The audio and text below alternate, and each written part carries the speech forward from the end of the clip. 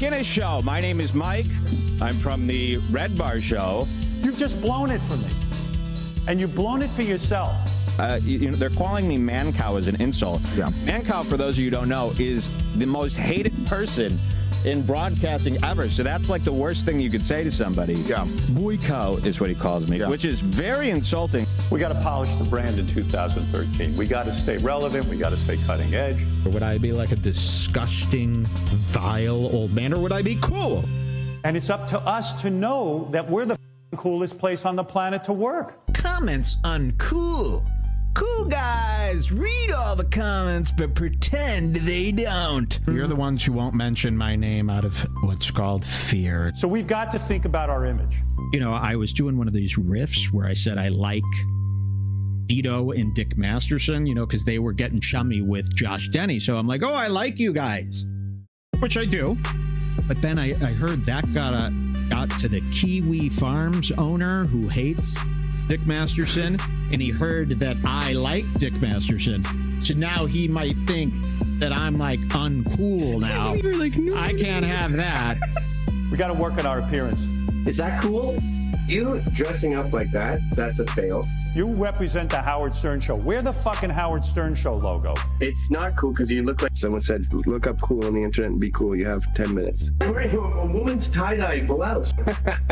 Look in the mirror. You look like a clown. I'll make a jacket. I'll make a shirt. Whatever the fuck it's got to be. Look at this shirt. And they got a camera on me. I haven't done hair. I haven't done makeup. It's amazing that he won't even let people see like a picture of him. He totally controls his image. And I don't want to be filmed that way. I don't want to be video. That's what I say when I talk about he's ruled by fear, yeah? Yeah. These people don't mention my name because a lot of people would agree and come over to me, and then I'd get too powerful and be out of control. That's fear. The dumbest, stupidest idea on the planet. By the way, fame is a sickness. These people who chase this stuff, they're chasing happiness. I could be famous. You want to know what famous looks like? Spending all your days on the computer trying to be famous. Figuring out how to get Instagram followers. And by the way, they're running bots and programs and scripts. Anyone with a lot of followers, that's what they do all day. They're tending to this all day. Don't you see? It's not luck. It's not the best guy gets the most followers. It's the worst guy gets the most. But here's the next thing. He is cloud chasing, hoping that he will reach that level eventually. And it's a parasitic style of cloud chasing. That's what the fuck it is. I'm not a sick individual who's like, oh, I want to be in show business. I want people screaming my name. REDBAR in the wild. If you could get us in the wild, get another podcast to talk about us. Play him the tape of me. Get somebody to tweet about us. You are our propaganda arm. You could receive $100. Okay, we paid for him, but so what? Most people don't know that. Stars. Big names. We will roll out the red carpet, and they will like this. It's just a drama channel now. How do we get the word out? We've just been getting mentioned by famous people. That's all it takes to make people think we're blowing up. So set up a fake Twitter account. Become 10 different people. I don't give a shit. Our numbers have not, they're going down. They're forgetting about us, and I'm pissed. That's marketing. That's false advertising. That's hype. And we showed you how hype works. Play tape of me on the air talking about Eddie and singing along to Jeremy Spoke. I'm a princess, I'm divisive, don't know why I'm like this. Whitney Cummings was doing jack shit when we found her. Ashley Cummings, Whitney's biological sister, sometimes watches this show. And they will get their asses kissed. It really reminds me of Dasha and her new boyfriend from Red Scare. Wow. He said Red Scare is basically REDBAR. That's what he said.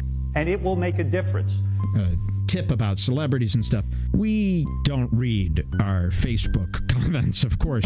Fuck Facebook! It's just constantly me. Oh, yeah. Me. It's all about, does everybody like me? It's a sickness. It's a sickness that I have never been programmed with.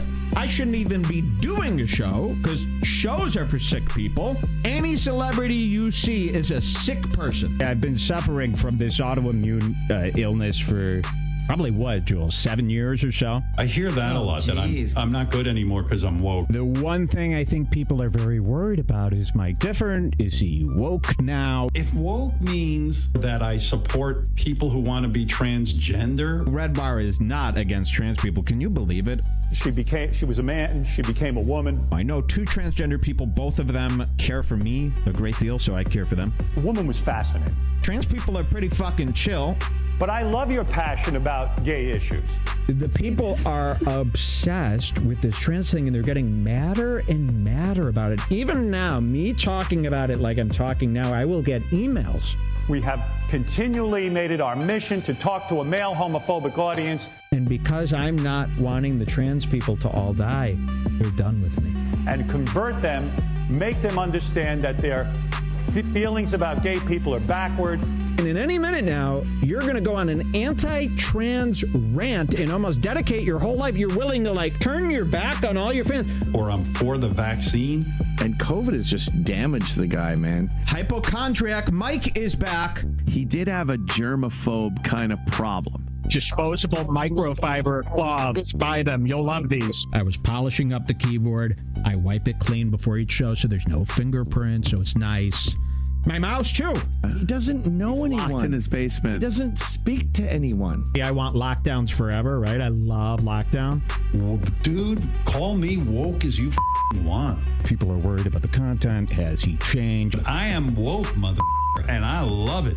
This show called the H3 Podcast. Do people know what this is? Before that, our smoke detector battery started chirping.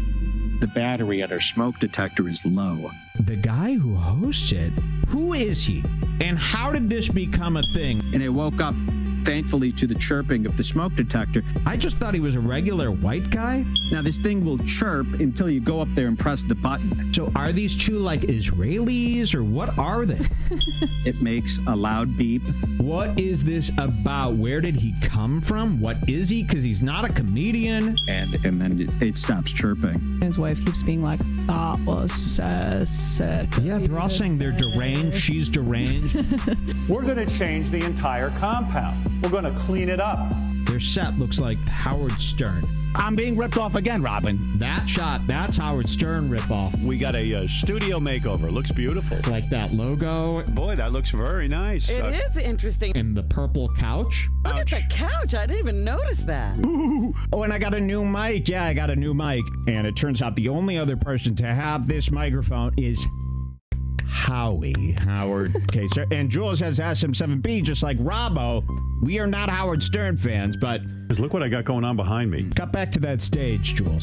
Animatronic gorilla on the way. Did you see that, Robin? Another blatant example of how they're ripping me off. But it's fine, because Howard Stern is radio, it's not podcasting.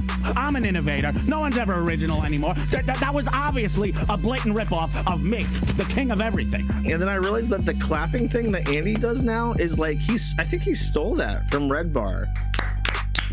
He literally watched all of H3's episodes while he was sick. And I told him, like, dude, you dinosaur is making you sick. Yeah. You're past the point where you're consuming it ironically. You're like, now you're enjoying H3 and it's poisoning you. All these YouTubers, just so that they could title a clip so that when it's on YouTube, they can get a ton of clicks. I guess we officially launched the new REDBAR YouTube channel. Every episode gets, like 3 to 5 clips from the show just thrown up there. And yeah, just flooding YouTube with clips so that they could clip it into like a 10-minute clip and make all this money off of it. That's how gross these people are. We just want to get into YouTube's algorithm. The numbers are going into the wrong hands on YouTube because of these algorithms. You get into that algorithm and you start racking up those numbers, and now you're in that homepage zone on YouTube. People will watch anything. It's what is put in front of them first, right? Where right now it's leading nowhere. I've got the highest one we have is 856 views, 19 dislikes. And pretend it's actually a show when it's really just these 2 got lucky off that algorithm. Shit, I might have to just change my whole personality, to be honest. Start over. This isn't what people want. Periscope doesn't really get the blame for the digital litter that it caused. You know, before everybody being able to stream live, it was kind of a different world. You know, the internet is now filled with what I can only describe as digital litter. Anybody can just do a show. REDBAR talks about PODAWFUL. I invented the video camera.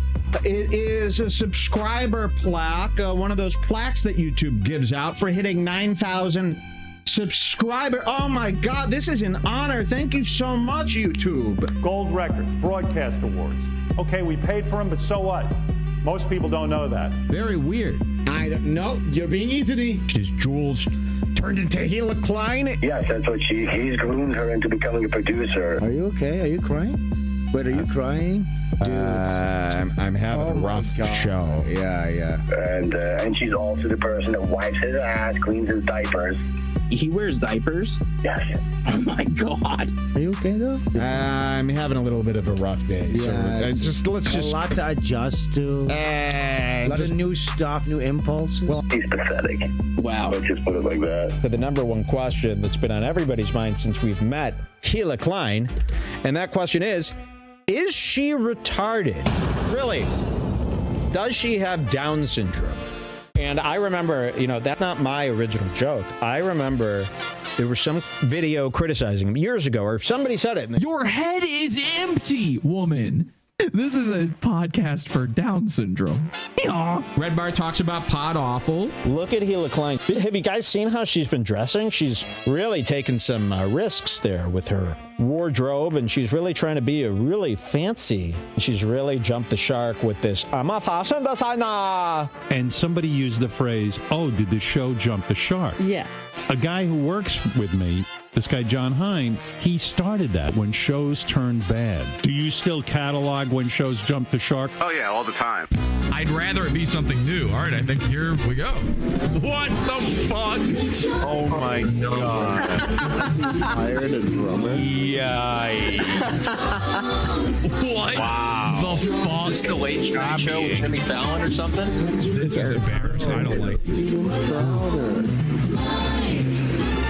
The rest of the studio is never going to get used. He has a gun. He puts it in his mouth.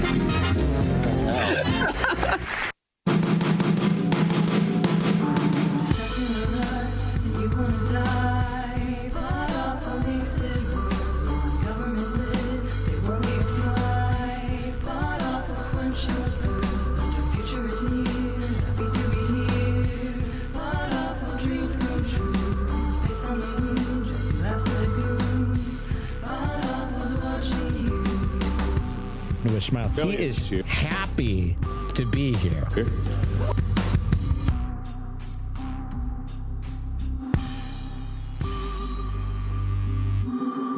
Welcome to the show!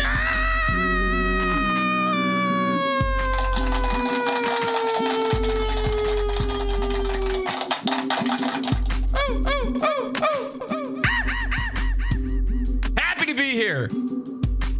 I'm your host, Jesse. This is PODAWFUL. Is Comedy Shaman losing it in chat over that intro? Do you see now why it took me so long to do this episode, by the way? It was a pretty good intro, I think. The whole time I was editing that, I was thinking, Comedy Shaman is going to there's going to be one guy who enjoys the 12-minute long intro to this show, and it's Comedy Shaman. Welcome, everybody. Thank you.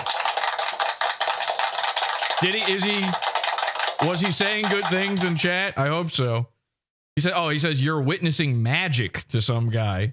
Yeah, I saw a few good Comedy Shaman comments in there. He was enjoying it. LOL, the Kumia clip, he says. What are other people saying in the chat room right now? Hi, everybody. By the way, I want to be clear about this. This isn't like some big attack episode. I'm not doing a documentary or anything. I just noticed some similarities. That's all. I just thought I saw some funny things. So this isn't an episode where we are, I'm going line by line showing somebody's hypocrisy, all of their little mannerisms. They're cyberbullying me to death. It's not that we're just making fun of an old guy trying to be cool. That's it. Okay, that's it. And we're doing it the only way I know how, which is, listen, here's the thing.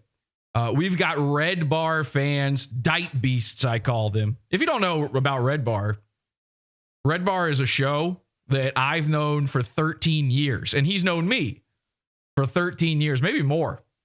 And somebody asked in chat right before the show began, and I will get to know every single person in chat on a personal level. We will be learning about everybody. I saw some people were asking about if they can become a moderator, and you can. You can apply for that on our website. Go to our website, fill out the form. I'll need your SOCH, 3 forms of ID, which is, and by the way, they are all going to Israel. So Ethan and Ela will wind up with those, but we will get to know everybody in chat, all of this stuff. You'll get to know me. I've been learning an instrument. I've been getting better at it, by the way.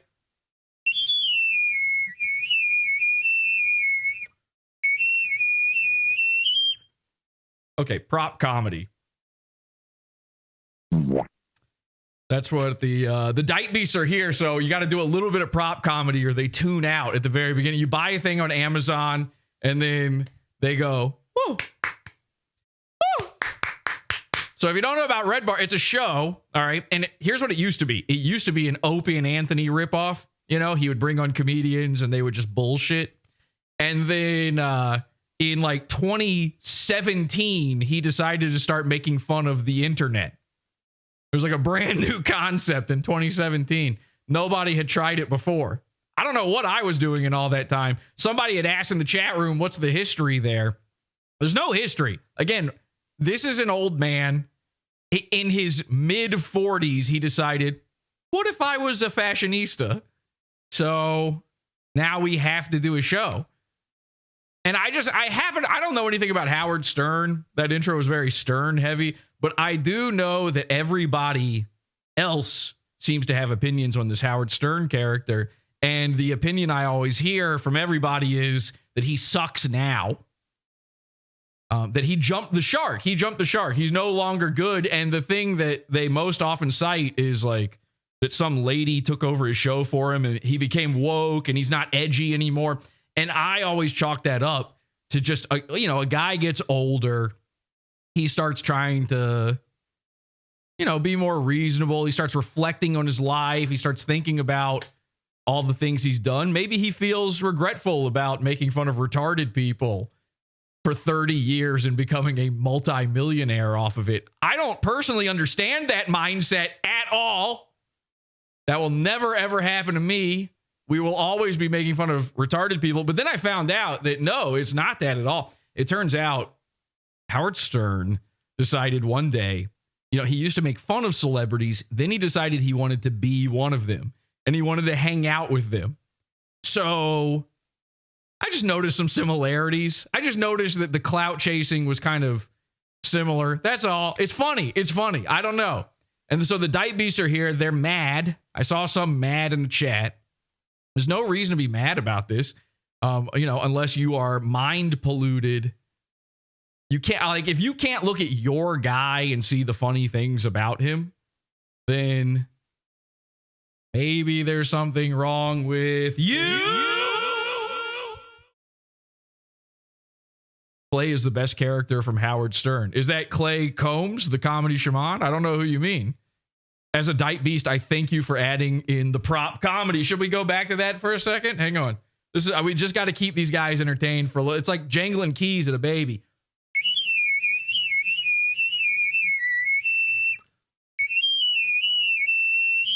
Okay.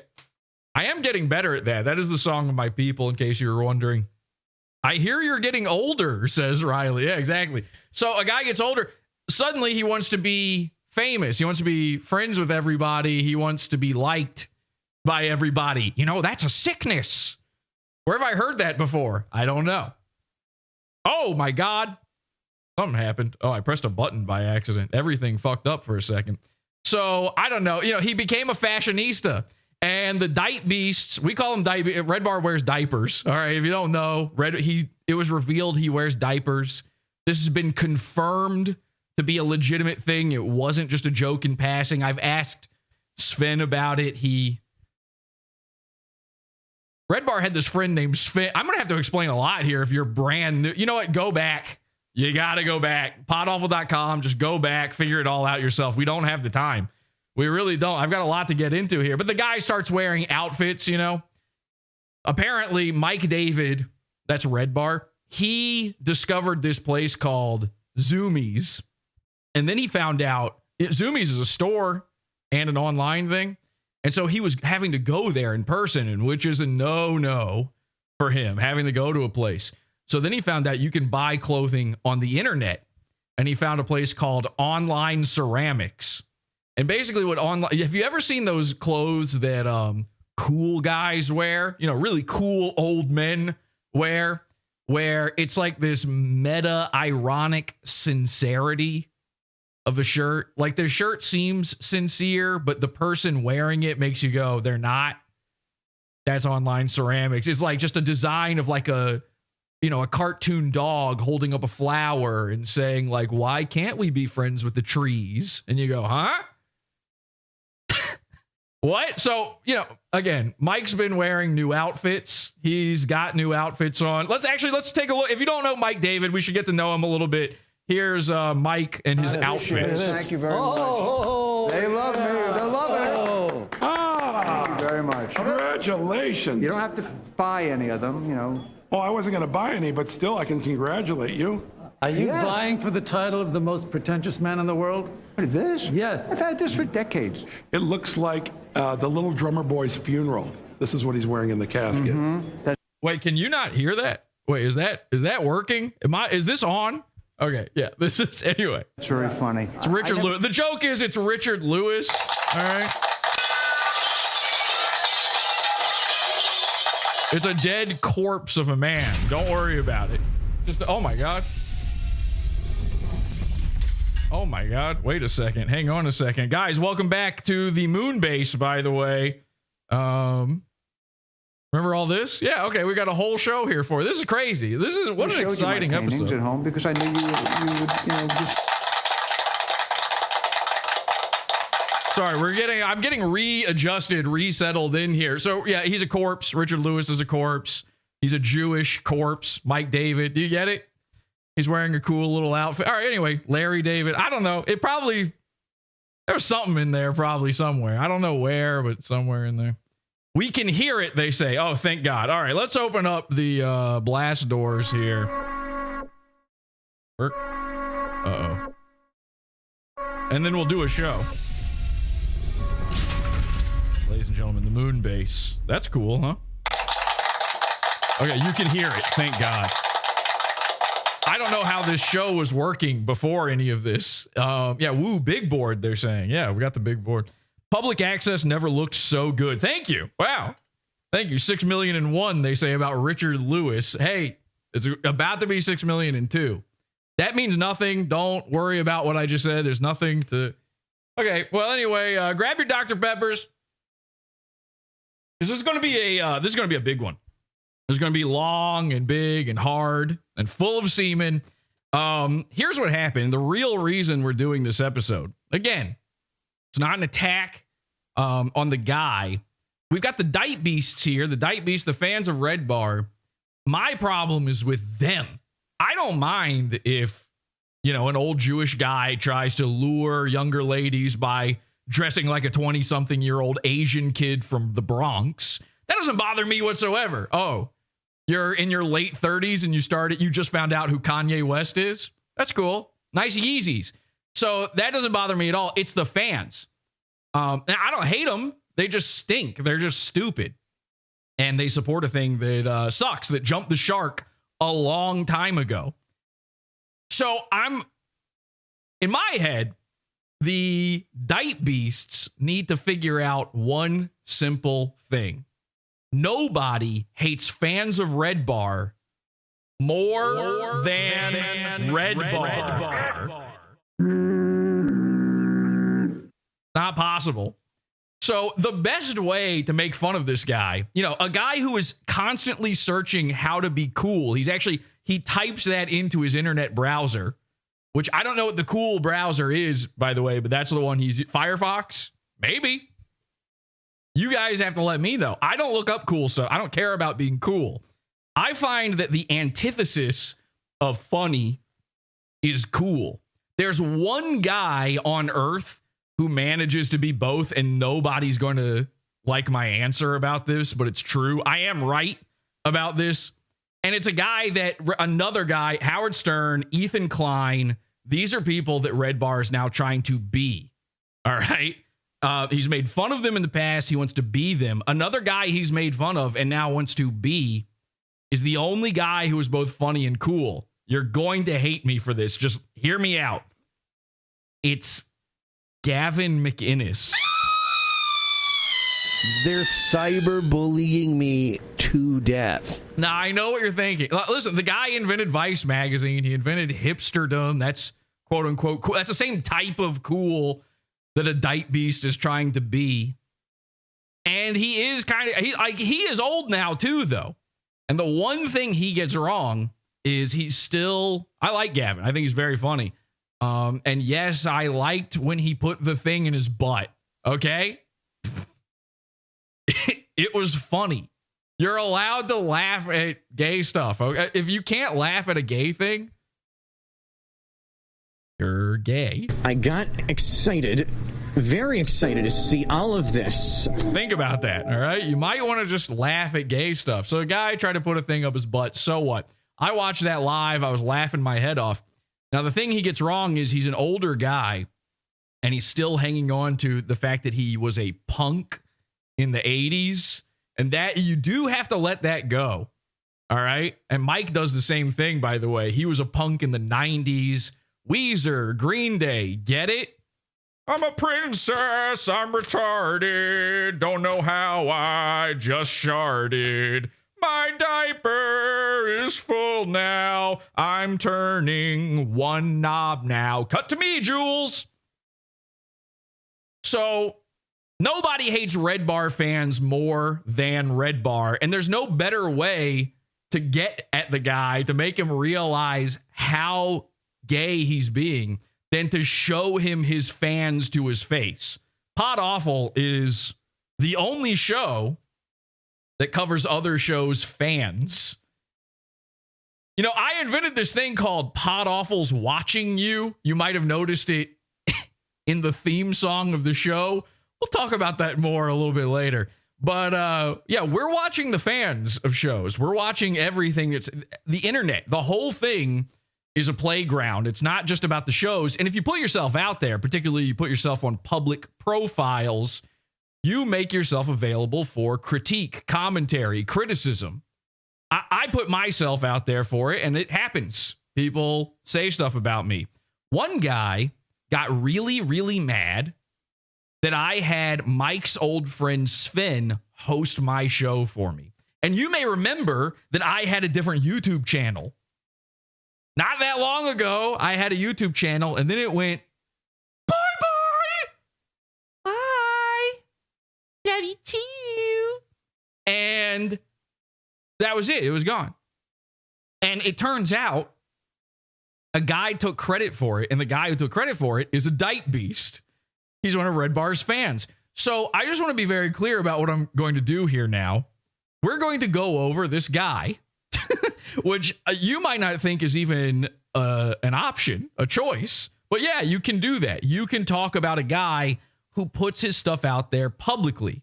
So these names are all part of a public Facebook forum. Red Bar uses Facebook because Red Bar is ancient, because Red Bar is the crypt keeper. Honestly, Richard Belzer probably had it easier than Mike David. So I just want to be clear, and we're not going to cover anything that is hidden, anything that is private info.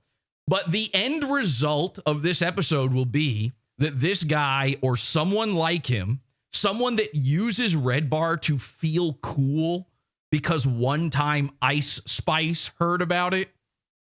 I can't get over Ice Spice, by the way. I only found out what Ice Spice was like half a year ago. And the way I found out was that it turns out somebody clipped a thing where Red Bar was talking about Ice Spice. I thought I was like, oh, great. He's going back to making fun of Down syndrome people.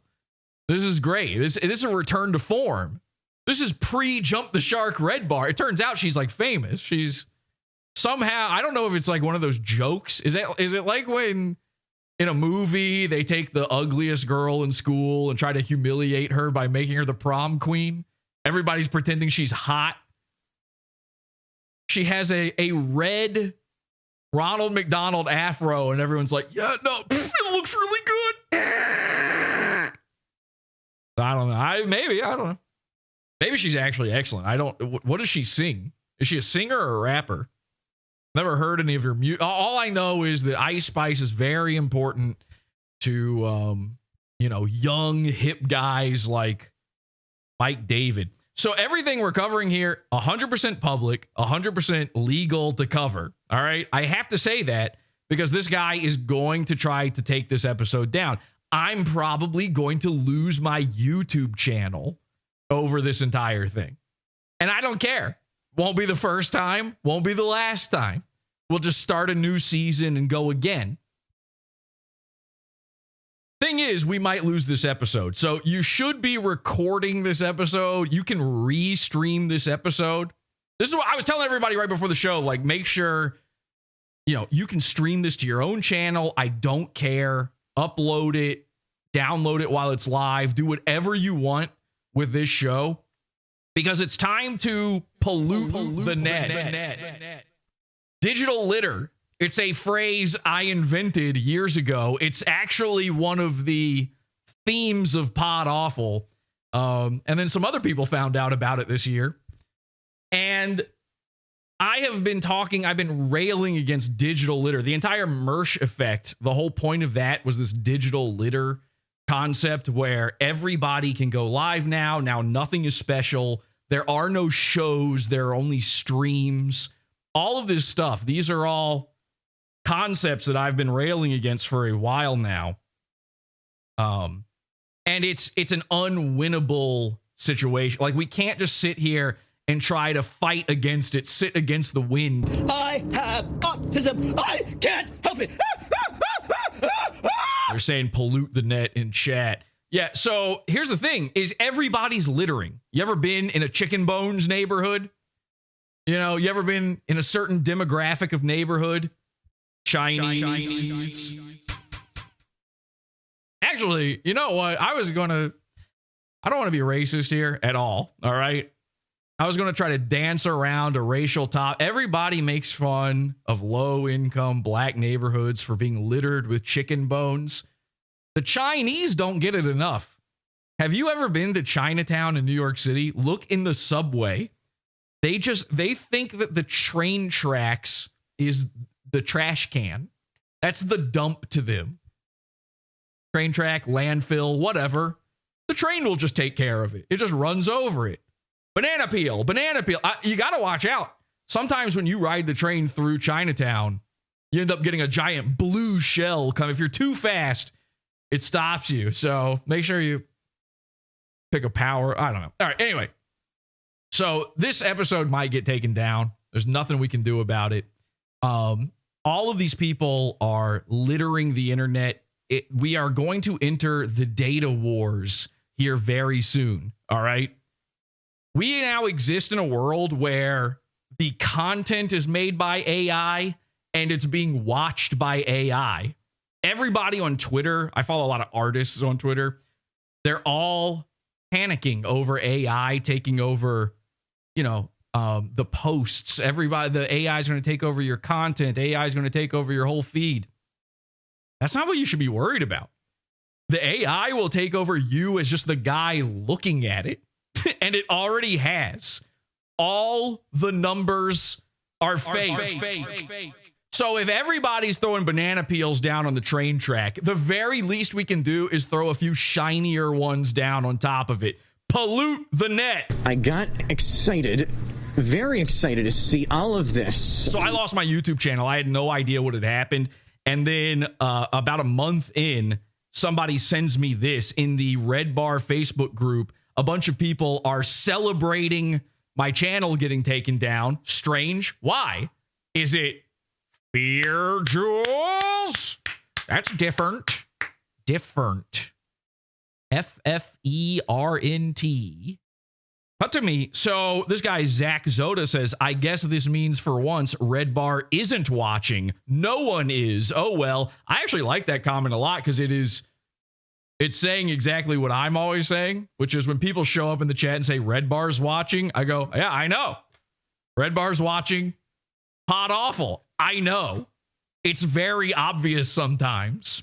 So I like that comment. I wasn't mad about that. Someone says that's what he gets for letting Ethan Ralph host sober. Here's the one that got me. This guy here at the bottom is named Ryan Kelly. And Ryan Kelly, public profile, public post, says, you're welcome, everyone. Top contributor, by the way. One of the top contributors. You're welcome, everyone. No thanks required. Just doing the Lord's work. Now, I'm not a crazy person. I first took that to be a joke. I mean, number one, I took one look at him and went, nah, come on, man. Look at this guy. So imagine you're Mike David. You are, everything in the world is about you being cool. That's the only thing you care about. This is your top contributor. This is your top guy. Mr. Vaporwave. And by the way, beautiful hips. A man after my own hips. They don't like a BMW guy. This is a Mersh. So you've got a Mersh guy here. He's wearing Vaporwave. I mean, what? This is me if I cut my hair. There's like no difference basically physically between me and this guy. That's bad. You don't want that. This is, you start getting weird vibes looking at something like this. I think he might even be wearing a REDBAR shirt under this hideous Mac OS shirt. I mean, jacket he's got on. So, but this is what I'm talking about. These are DIAPEBEASTS, right? So I took this comment he said as a joke, Ryan Kelly. This is nothing real. Come on. But he confirmed it. I thought that he was like just talking shit. No one else ever took the blame for this, and he kept taking the blame for it. So if he was lying, if this was a joke, I've given him every opportunity to clear this up for months, and he's only tripled, quadrupled, sexta,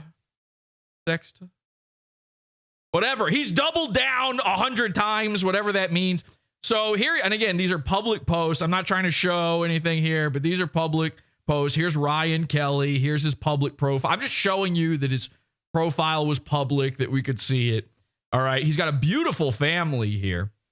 He's got a beautiful wife. This, I believe that's also Shrek's wife. He's got some wonderful children that we'll leave out of it. You wouldn't want to say anything bad about the kids, would you? You're not allowed to make fun of children on the internet, or else something bad will happen. Or else Sam Tripoli will show up to your apartment and scare you off for a year. So, by the way, this whole thing with the kid, like, all right, you're not going to be happy with this one, but I got to say this real quick. There's like everything is this political thing. I don't care about politics. I need to be clear. I don't vote. I don't care about politics whatsoever, but everything online is left and right and boring. And I hate it all. And here's what I've noticed, okay? So a lot of you people, you lean one way. You're going to be upset about this. The REDBAR audience are going to be mad when I talk about the lefties. And my audience are going to be mad when I talk about the righties. And I don't care. But the left guys, leftoids, the leftovers, they've got this magic word that they think is supposed to be their get out of jail free card. And it's called offended.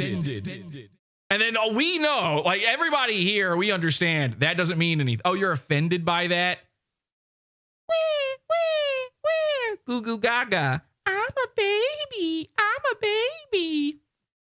And then the conservative guys, though, they are also gay dorks. Just the dark obverse of the coin. And they've got their own magic word that's supposed to get them out of everything. And it's the word children. The second someone said, my children, my kids, my children, It's supposed to get them out. It's a get out of jail free card for any criticism, any complaints. Your kids are ugly. You know how I know? They look like you and your wife. You're allowed to say it. We're just saying it. All right. So he's got 2 fucking mutant rat children here. And I got to show you this pic. Look at how fat and ugly his wife is. Now, I'm allowed to say this because these are public figures. They publicly post. And, a lot of people, they might not draw the line at kids, but they draw the line at the wife. Why do you got to bring the wife into it? The wife is also a diaper beast. I have autism. I can't help it. Owns to make us feel good. Okay. She's just as much into this and part of it as he is. He had her report the channel too. She's part of it. Okay. She's in the Facebook group. She's reporting. She's laughing. She blocks people. The whole thing. All right. So she's part of it. And of course, he's sitting there wearing his REDBAR Scars Club hat. Wow. Cool. Wow. You bought the new heat. Cool heat. Oh, suddenly it's getting drafty in here. So this is who you've got wearing your merch that you pretend you put all this effort into, that you acted. You're just buying the same crap available to anybody else and selling it.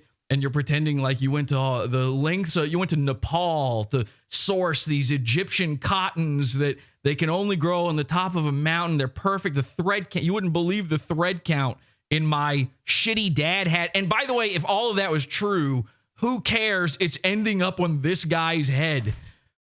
This stack of meat's head. Okay, so this is a REDBAR guy. She is a massive REDBAR ham planet. They're saying in the chat room the diameter on that Diaper Beast. Okay. So everybody gets it. By the way, why do all Diaper Beasts look like Hostbusters? Every single one of them just looks like this. We did a whole Diaper Beast episode on Hostbusters. I thought for a second, I was like, oh my God, this is Hostbuster reported my channel. He got me again. He got me back for that episode. You know what? Tit for tat. I couldn't even be mad. And then it turns out it's a different guy somehow. I don't know how, but somehow. If I mix these up real quick. All right, close your eyes real quick. Okay, is this Hostbuster or the other guy, Ryan? Can you even tell? Close your eyes. Which one is it? You don't know, do you? No, it was, actually, I don't know either. So, all right, so this is Ryan Kelly. Ryan Kelly, the Diaper Beast. Let's get to know Ryan Kelly a little bit. What kind of guy is he? Well, here's his public likes on Facebook. He's into the North Carolina State Board of Elections. He's part of the Progressive Caucus of the North Carolina Democratic Party. Progress North Carolina Action, North Carolina Democratic Party. Okay, so he's a lefty kind of guy. No big deal. That's fine. His wife is also something of a lefty. Here's her post. Her name's Fiona, by the way. So Fiona Kelly. It says, I got my first ever gun today. Now that's, when you hear a lefty gets a gun, that's terrifying, right? I got my first ever gun today, DC 9. Watch out. If there's a Christian school nearby, evacuate. Post pics of your favorite firearm or the first gun you've ever had. Whatever speaks to you most. P.S. I'm a flamboyant liberal queer, and my more... I read that. You know what? I tried to get through that sentence like that was completely normal. I attempted to do it. I'm a flamboyant liberal queer. Are you sure you should be posting? Like, you want your whole... It's Facebook. Your family's going to know now. You're supposed to hide that somewhere inside a closet and a shoebox somewhere. And my more right friends feel like they have converted me and are ecstatic. Maybe they're right a bit. It's not likely, though, but I'll just let them think that because I love my friends.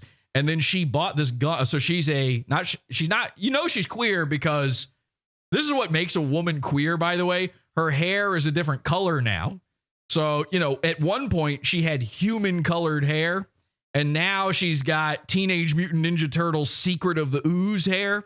And she also bought this gun that is, I believe it's styled to match the trans flag. So again, watch if you have ever once professed a love for Jesus Christ. Well, guess what? You're about to get to meet him. Good job. Hey, all right. Hey, that's fun for you. Good day, man. If you're worried like me, then you might be one of Fiona's own friends and family. Because here's one of them saying, I don't feel confidently about you owning a handgun. To which Fiona says, that's pretty fucked up. I don't know why anyone would feel more confident about you owning one, for instance. It would be one thing if you said you don't feel confident about anyone owning one. In this case, you are very clearly implying that there is something about me which would make it unsafe. And that is so incredibly ridiculous. I don't know where to begin. But I guess, first of all, what makes you think that I have the authority to say that someone that passed the background checks to buy a firearm and who immediately registered it is asking for safety pointers would be unsafe for using a gun? I'm fully expecting any answer you have to be completely offensive. There's the word!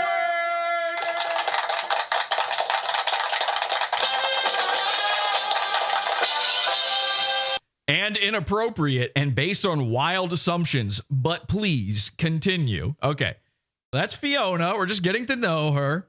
Now, I told you, I was very nice about this. I assumed Ryan Kelly was joking about taking down my YouTube channel. So I messaged him. I showed him a screenshot of what he said. And I said, hey, man, I'm going to be nice and give you the chance to apologize to me personally and make a post apologizing just in case you were joking. Okay. Now, there was a problem. Ryan did not respond to me.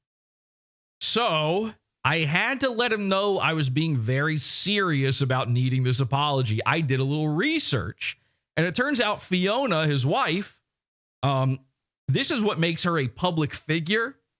Fiona Kelly, Fiona McCrossan, as she was known at the time, is a meme.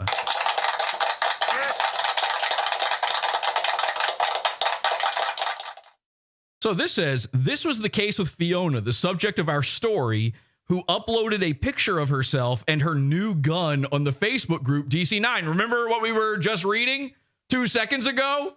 It turns out that's going to be important here in a second. And arrogantly defending her safe personality and suitability for gun ownership, at the same time being, in her own words, a flamboyant liberal queer. Whatever her political views have got to do with anything. Right from the start, the whole situation raised concerns for people who knew Fiona and expressed their doubts about her gun purchase. And sadly, now these guys get to say, I told you so.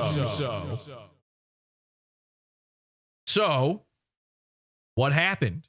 Well, Fiona became newsworthy. So we're now covering newsworthy content here. So I sent Ryan Kelly my findings. Here's my message to him saying, all you got to do is apologize and say you were joking. And this time I sent along with it a screenshot of his wife's mugshot.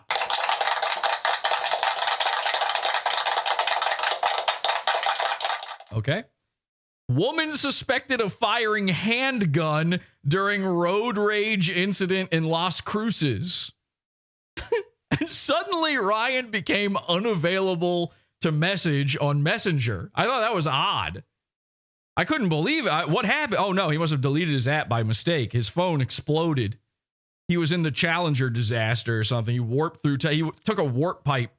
He's now in level 8 and I got to catch up. So here's a headline. I got my first ever gun today. And a picture of Fiona and her mutant hair. Woman posts pic with her first gun, boasting of her safe personality, regrets it a few weeks later.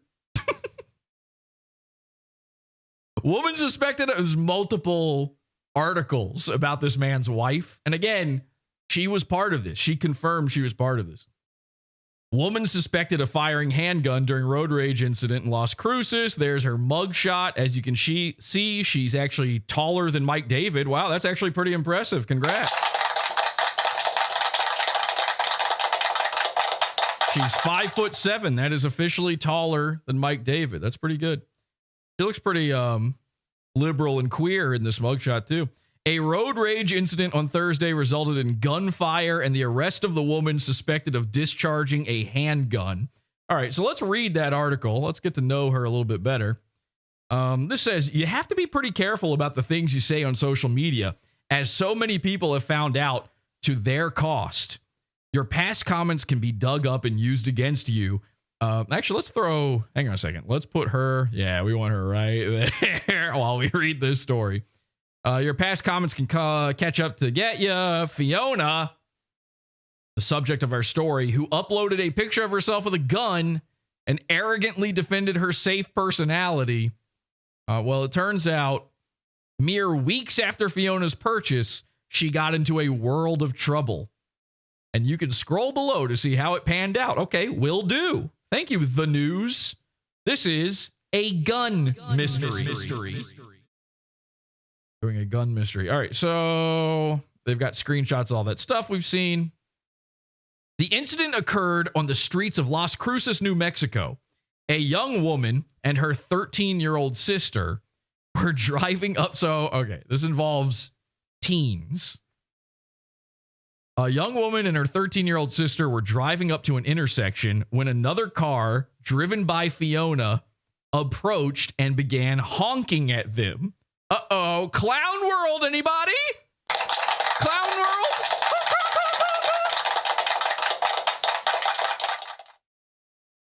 See a guy with bozo's hair pull up next to you and start honking his horn, waving a gun. You know you're in trouble. They didn't even have to know she was a flamboyant liberal queer. Instantly, they could just sense something was amiss. Okay, so what happened? Driven by Fiona, approached and began honking at them. According to a post by Las Cruces Police Department, both vehicles turned north and both drivers engaged in aggressive driving. It was at this time, after an episode of reckless driving, that Fiona, for reasons unknown, this says, fired a gun at the other vehicle through her own rear windshield. Yikes!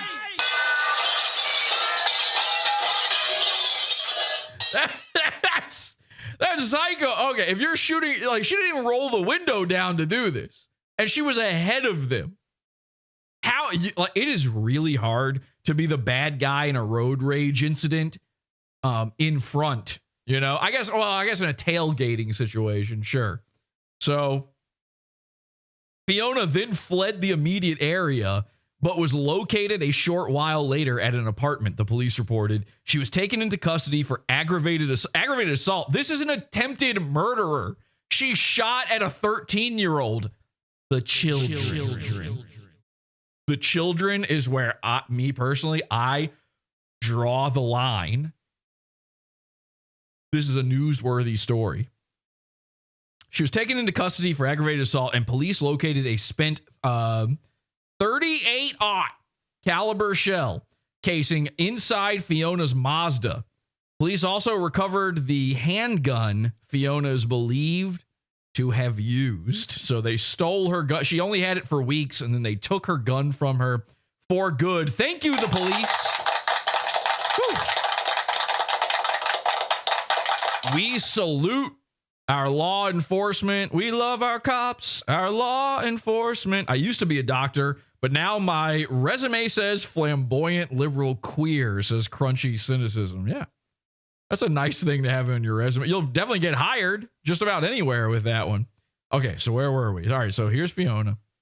So now Ryan Kelly is really mad because he now knows that I now know about his big fat wife shooting at a child, which is no good for him.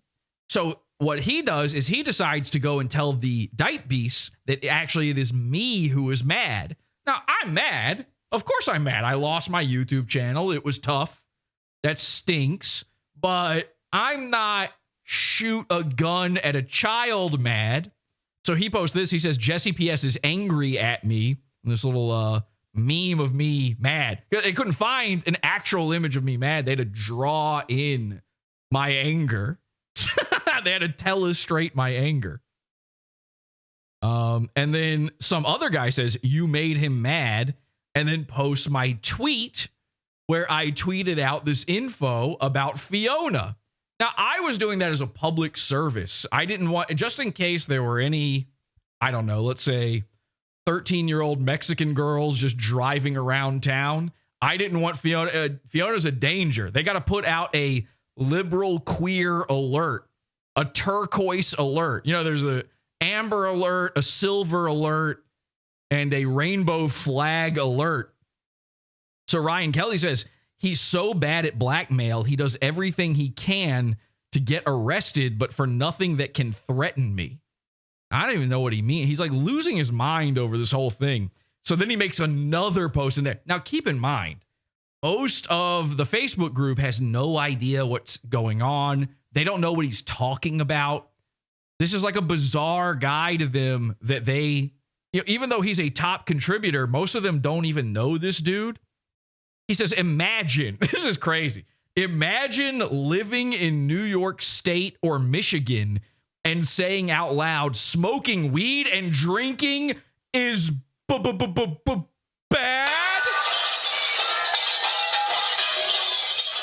We could take all day. We could have the next million years of the chat trying to explain to me that sentence, and I will never understand what it means.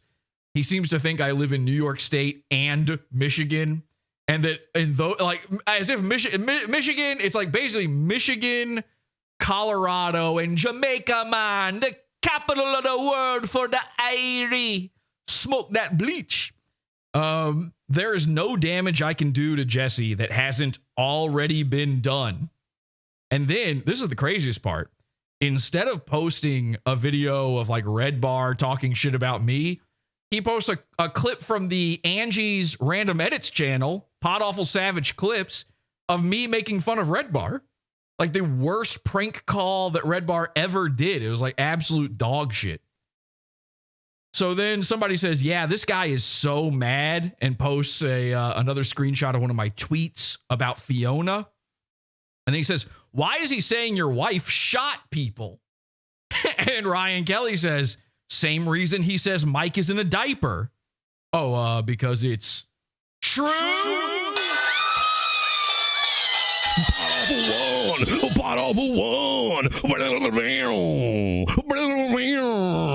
Michigan is a lake. The state is long forgotten, they say. Yeah, the worst thing you could compare this to is the Mike diaper situation. That's true.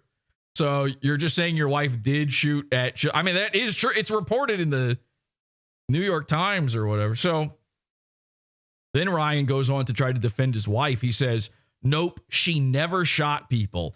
That would be defamation. Legally actionable. Oh, really? Well, let me just ask my lawyer about that.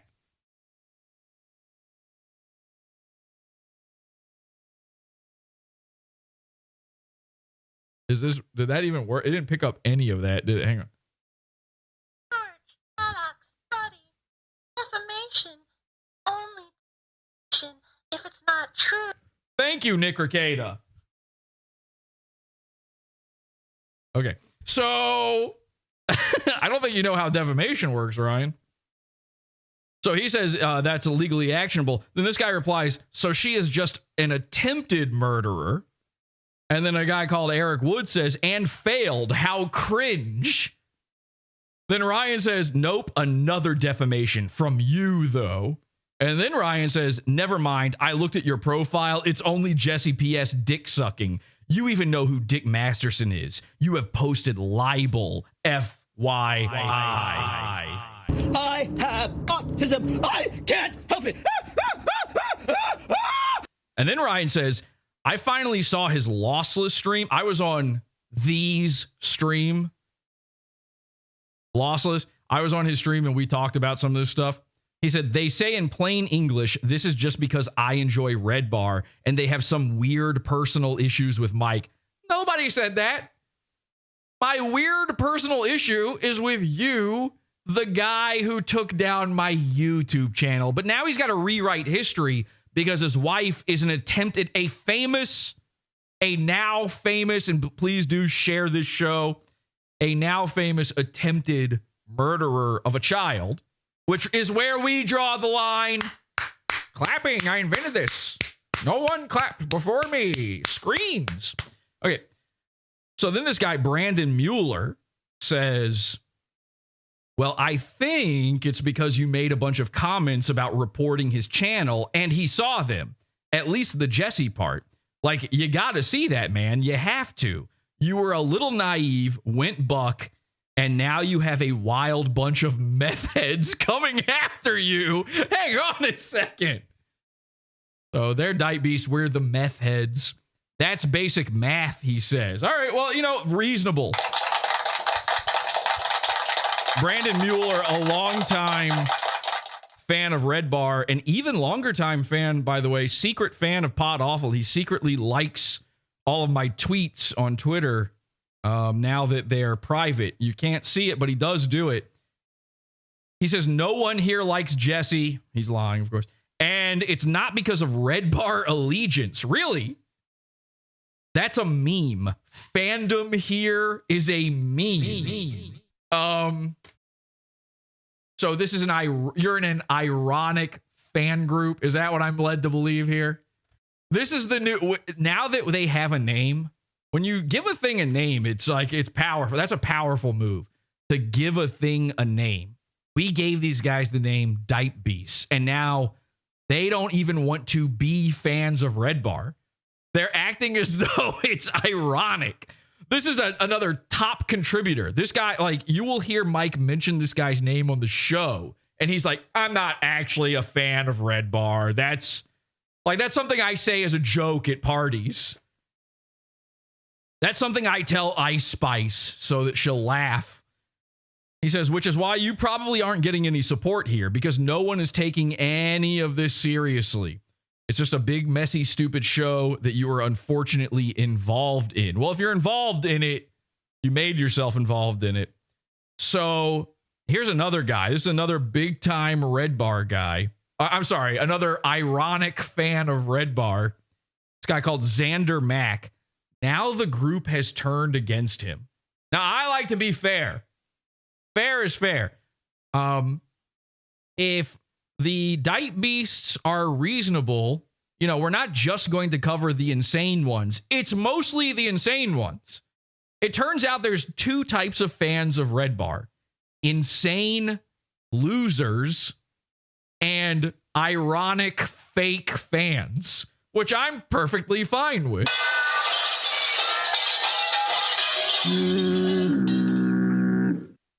So this guy, Xander Mack, says, Ryan Kelly admitted to getting Jesse PS's YouTube channel banned.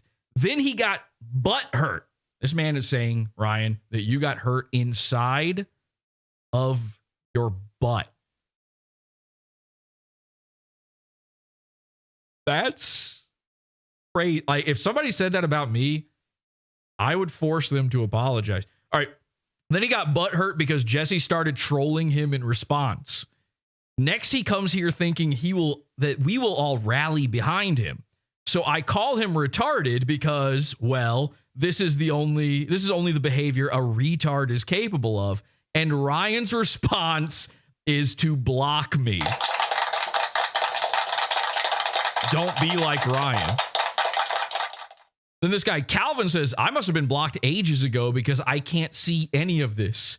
Now, slowly, the thread is unraveled, and everybody starts finding out that this Ryan guy is so crazy and so fearful of being judged by the other Diet Beasts that he has pre-blocked them all.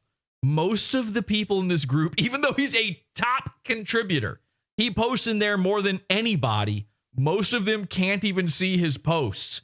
This guy is just yelling down a hallway. And then Mike said that Jules was going to live in a cage, and then... So this person says, so if he blocked you, Xander, does that mean he can't see this post at all? Correct. Before I saw this post, he said this on my post. Danny was the only comment, so confirmed blocked, but he wants people to believe they are blocking him and not the other way around. So then he starts lying to everybody and saying they're blocking him, as if they don't know, as if you don't know as a human being which way the blocking happened. So now Brandon Mueller says, I'm debating calling. Okay, so now we're going to have to cover some of this in a pod after show. We'll do that after the show tonight. I called Ryan a few times. A few people called Ryan a few times. We were just trying to get this whole thing straight. You know, we're just trying to iron out all the wrinkles here. And Ryan started spastically posting our phone numbers in the REDBAR Facebook group. So we'll cover that in the after show. But this guy says, I'm debating calling the Jesse number so I can get the whole story. Ha ha ha. So effing silly. To all new people, yes, everyone you harass is also in here, either under an alt or through some type of fan spy. So assume what you write is being seen and make it good. And then Xander says, I have spoken to a few elders of the group, and it seems he has been quietly amassing a BBG block list. BBG is the Facebook group that numbers in the dozens. He has dozens of the top guys blocked in this group. So again, the fans who pretend to like REDBAR are, of course, reasonable people. That's the reasonable way to be in life, is like you're just pretending to like REDBAR. It's a joke to you. This is where it gets really good. Gabriel Rogers says, watch what you say about Ryan Kelly. His wife is a flamboyant liberal queer who is armed and dangerous. If someone could screenshot this and send it to Ryan, I want him to know. I think him and his wife are really cool, and I'm not like the others. Please. I don't want to be gunned down by a trans man with a Fortnite gun. And then he posted the mugshot and the stories about Fiona and her crimes.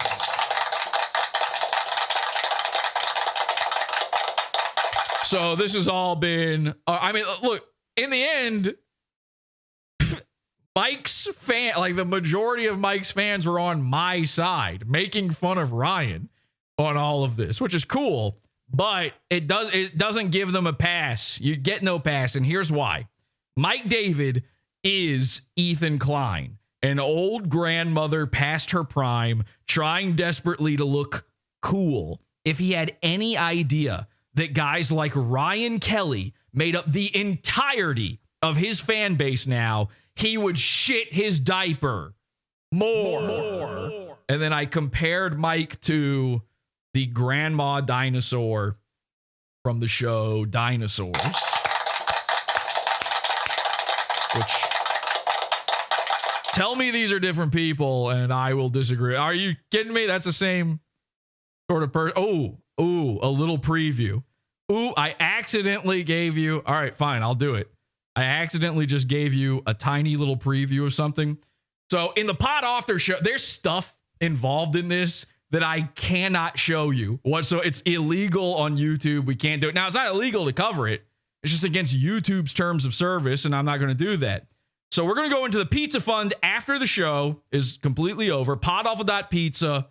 Join the $6 level. Get immediate access to all the stuff in that level and this after show where we're going to go over some stuff that was uncovered by Mike's Facebook group about Fiona. Even I didn't find this. Here's a question. And again, remember, we draw our line here at children. Here's a question, Fiona.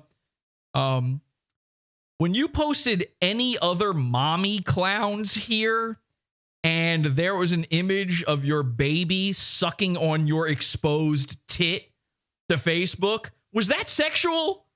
Because, listen, I'm starting to believe that Fiona blasting caps through her own back windshield at children and now dressing up like a clown, trying to sexualize her own child. I'm starting to think that maybe, just maybe, she's one of the Earth's jokers. Bada bing, bada boom, baby.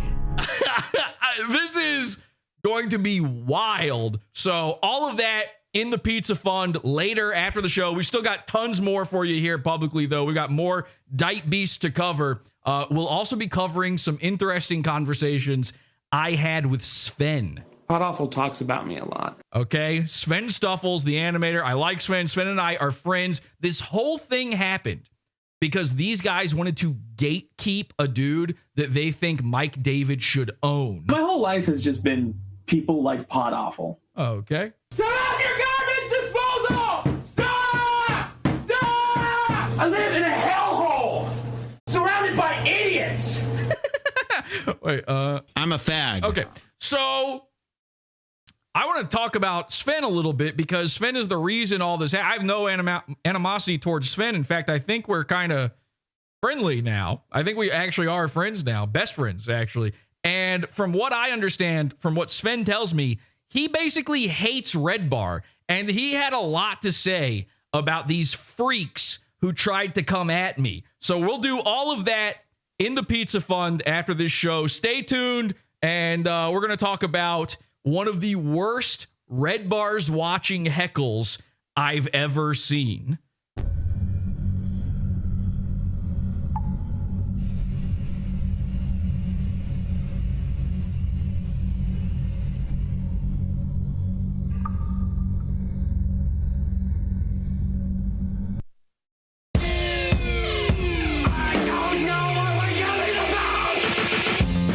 Support the show.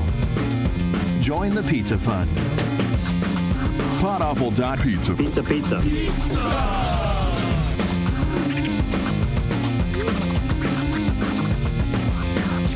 PODAWFUL.pizza.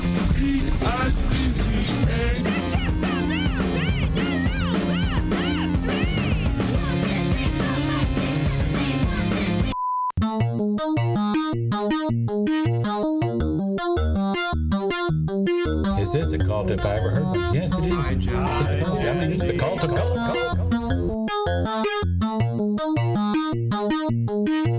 Okay, I've jumped into the call-in channel on Discord, podawful.com/cult, if you'd like to join our Discord. And you can say your piece on here. All right, we'll talk to the henchmen a little bit. We're gonna talk to them just a little bit. Don't worry, it's not gonna take over the whole show or anything. Gosh, I did this experiment where I asked people their opinions on the show. Wrong. This is one of the most funny experiments I've ever done in the history of this show, is asking people their thoughts about how PodAwful works and the way this is all supposed to go. Hi, Lenny. Hi. Hi, Lenny. Lenny's allowed to talk. Lenny's one of the good ones. Although Lenny, actually, a lot of people said you stink and you're bad. Did you know that? I do stink. Yes. Okay, so it's been a while since I've bathed. It's been. So, well, guys, come on. That's hack. Don't do that. This is the kind of jumping over. Yeah, Frank White is in chat freaking out about this. Frank White, you're invited. Get in here, okay? We saw you in the chat ahead of the show. He said, oh my God, 6-hour Discord show incoming? Yes. So get in here. Frank White, you're invited. If you'd like to call in, join in. We'll unmute you if you've got something to say. If anybody would like to share any thoughts about Ryan Kelly before we move on, please go ahead and do so. Yeah, I got I want to send you a photo, Jesse. Okay, what are you sending me? Guy commenting in the BBG. Oh, really? Okay, yeah, guys commenting in the BBG. He kind of looks like Ryan Kelly. This is a different Ryan. Yes. Holy man! I just sent it to you. How is this possible? Okay, so they all look the same. It's. Hang on. All right, let me open this up. So yeah, this is another guy from the REDBAR Facebook group. This is a different guy. Okay, how is that true at all? Look at this. Oh, Frank's saying he doesn't want to come in. Frank, of course, Frank's saying he doesn't want to come in. He doesn't want to look stupid. All right, so yeah, they all look exactly the same. Thank you, Dirk, for sharing that with me. Any other thoughts, comments before we move on? I've been posting some of the BBG comments in the thread. Oh, really? Oh, is it about this episode? Yes. Wow. Okay. I'm going to read you one that's, okay. This is from Tom Mallowy. This reeks of effort and none of his jokes have landed yet. Just a chat full of people enjoying themselves. It's so funny to say that. It reeks of effort. That is something that these guys are not used to. Hang on a second. Tom, this one's for you.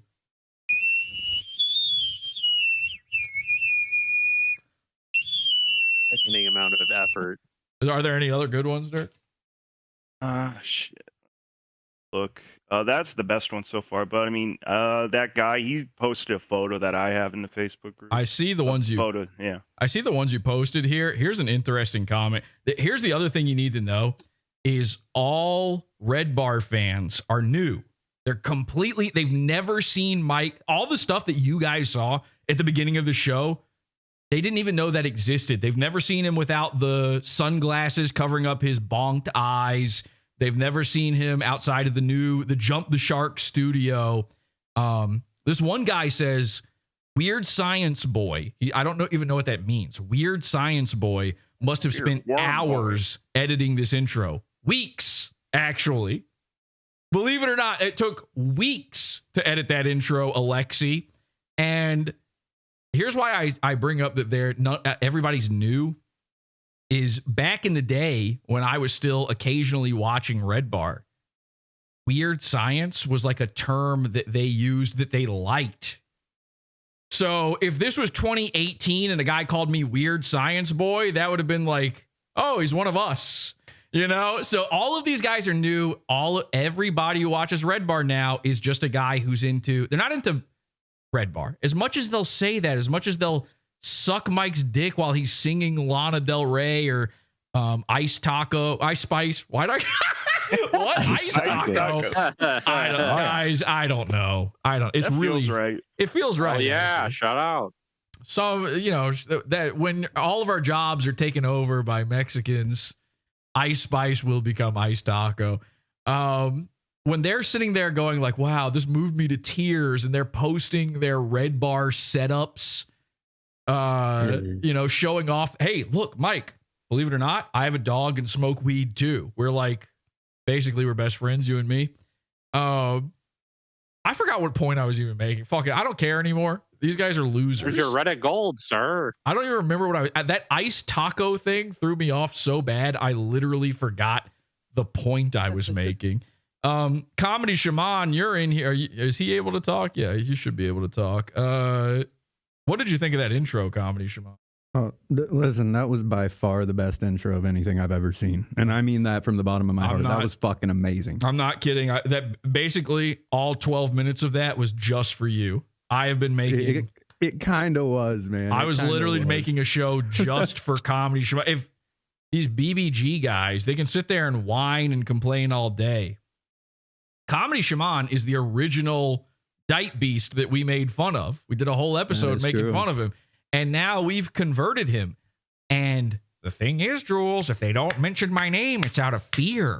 Because I could take them all. I don't want them, by the way. I just want to be clear. I don't want any of the we're not trying to steal you away from REDBAR. This is the difference. The difference is whenever we make fun of Mersh, make fun of Dick Masterson we've never attempted taking their fans because they're idiots.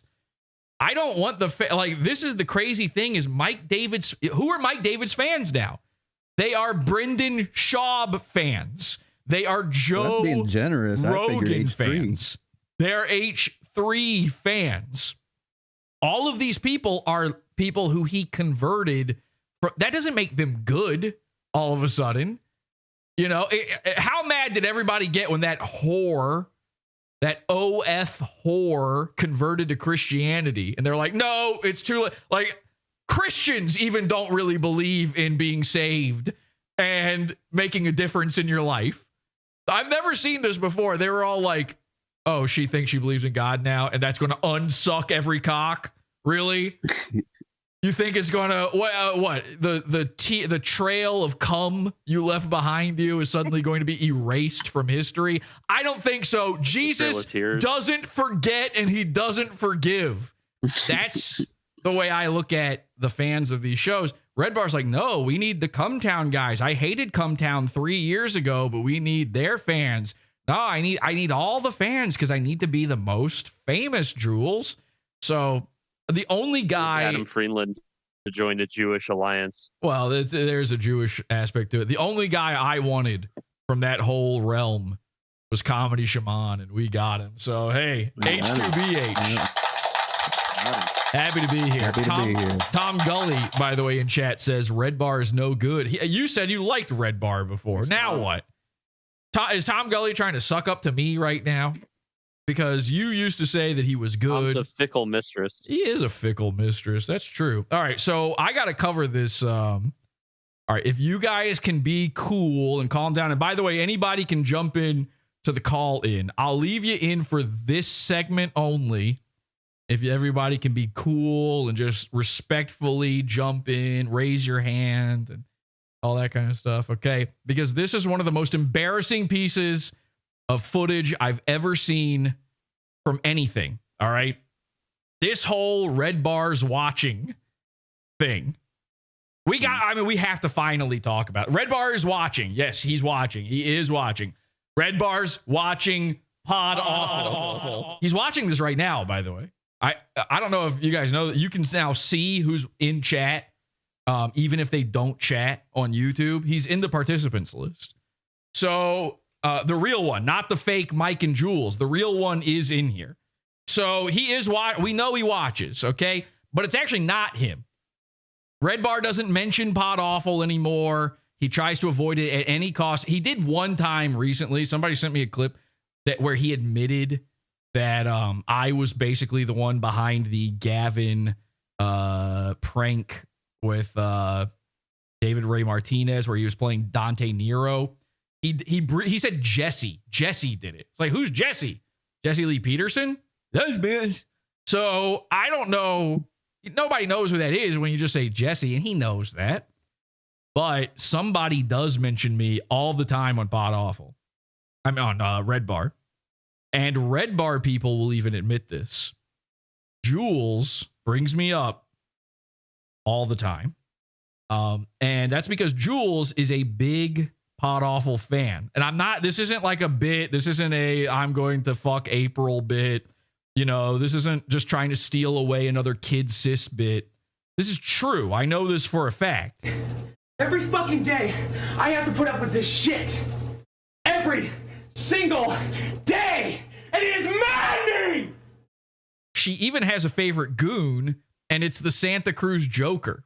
And Red Bar himself, Mike David, told me this on a show where he said that he like jokes with her and calls her the Santa Cruz Joker and things like that. So I know they watch. We have to discuss this. This Red Bar's watching thing, it's disgusting. This entire bit of like going to people and yelling it out and all this stuff. By the way, Baba Booey, hoo hoo, Robin. I invented everything. Baba Booey, hoo hoo.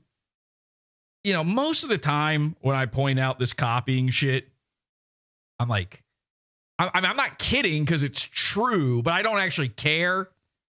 And I mostly say it because I have to hear from Dite Beasts all the time. Oh, you copied Mike. And then I say, what did I copy? What do they say? When we ask them for a specific, when they say that this is a Red Bar clone, what do they tell us that I do? Clapping, and that's about it. The clapping, the soundboard, singing, and having a TV. And by the way, having a TV. Having a TV. Oh, yeah. TV. He invented having a TV, apparently. And a desk. And a desk. Oh, I forgot. Desk. Yeah, now they're saying that Red Bar invented having a desk. You know, the thing you put your computer on. Everyone watching this. Pussy. Okay. Jesus Christ. I don't know what the fuck that means, but all right. So they can never name anything. So whenever it happens to me, it's like, all right, I'm going to name a specific. Here you go. And the only one that's ever really, really bothered. Well, there was one other. The first time it happened and where this all started unraveling was when he stole the 9/11 Crash-tacular from me. I had been doing this show called the 9/11 Crash-tacular for like over half a decade at that point. And then one day in 2019, which is too many years later to start doing this when you've had a show since just after 9/11, he decided he was doing one. That one kind of pissed me off. The only one since then that's actually kind of pissed me off is this Red Bar's watching thing. Showing up in people's chat rooms with slogans and filling the chat and taking it over is a pod awful bit. I'm not saying we invented it. I'm saying we did it first before him. And it is a well-known thing. It is well-known enough that whenever I show up on anyone's show, they know it becomes my show. It becomes H2BH the show. Happy to be here, the show. And the reason it becomes that is because the people in chat fill it with H2BH. But that's not our only thing. We've been filling up chat rooms with stuff. There's stuff that even you guys who are in here with me right now don't remember, weren't around for, don't know about. We've been doing this for so long on the show. Another big one is this live? These are all just pod awful memes. And one of them, we've done pod awful made me do it, which people think is like a newer one, but that might be the oldest. One of them is pod awful's watching you. I don't know if you've noticed this. One of the themes of the show beyond digital litter is that pod awful's watching you. We're watching the fans. We're covering the fans of other people's shows. I'm watching the goons. We have screens everywhere monitoring the goons 24/7. By the way, goon predates fools. I have to hear that one a lot. It was first. Mike didn't even make fun of internet shit before I did. That wasn't even pod awful. It's in the name. This has always been a parody of podcasts, making fun of podcasts. That has been the through line of this show. And if you listen to the intro, the theme.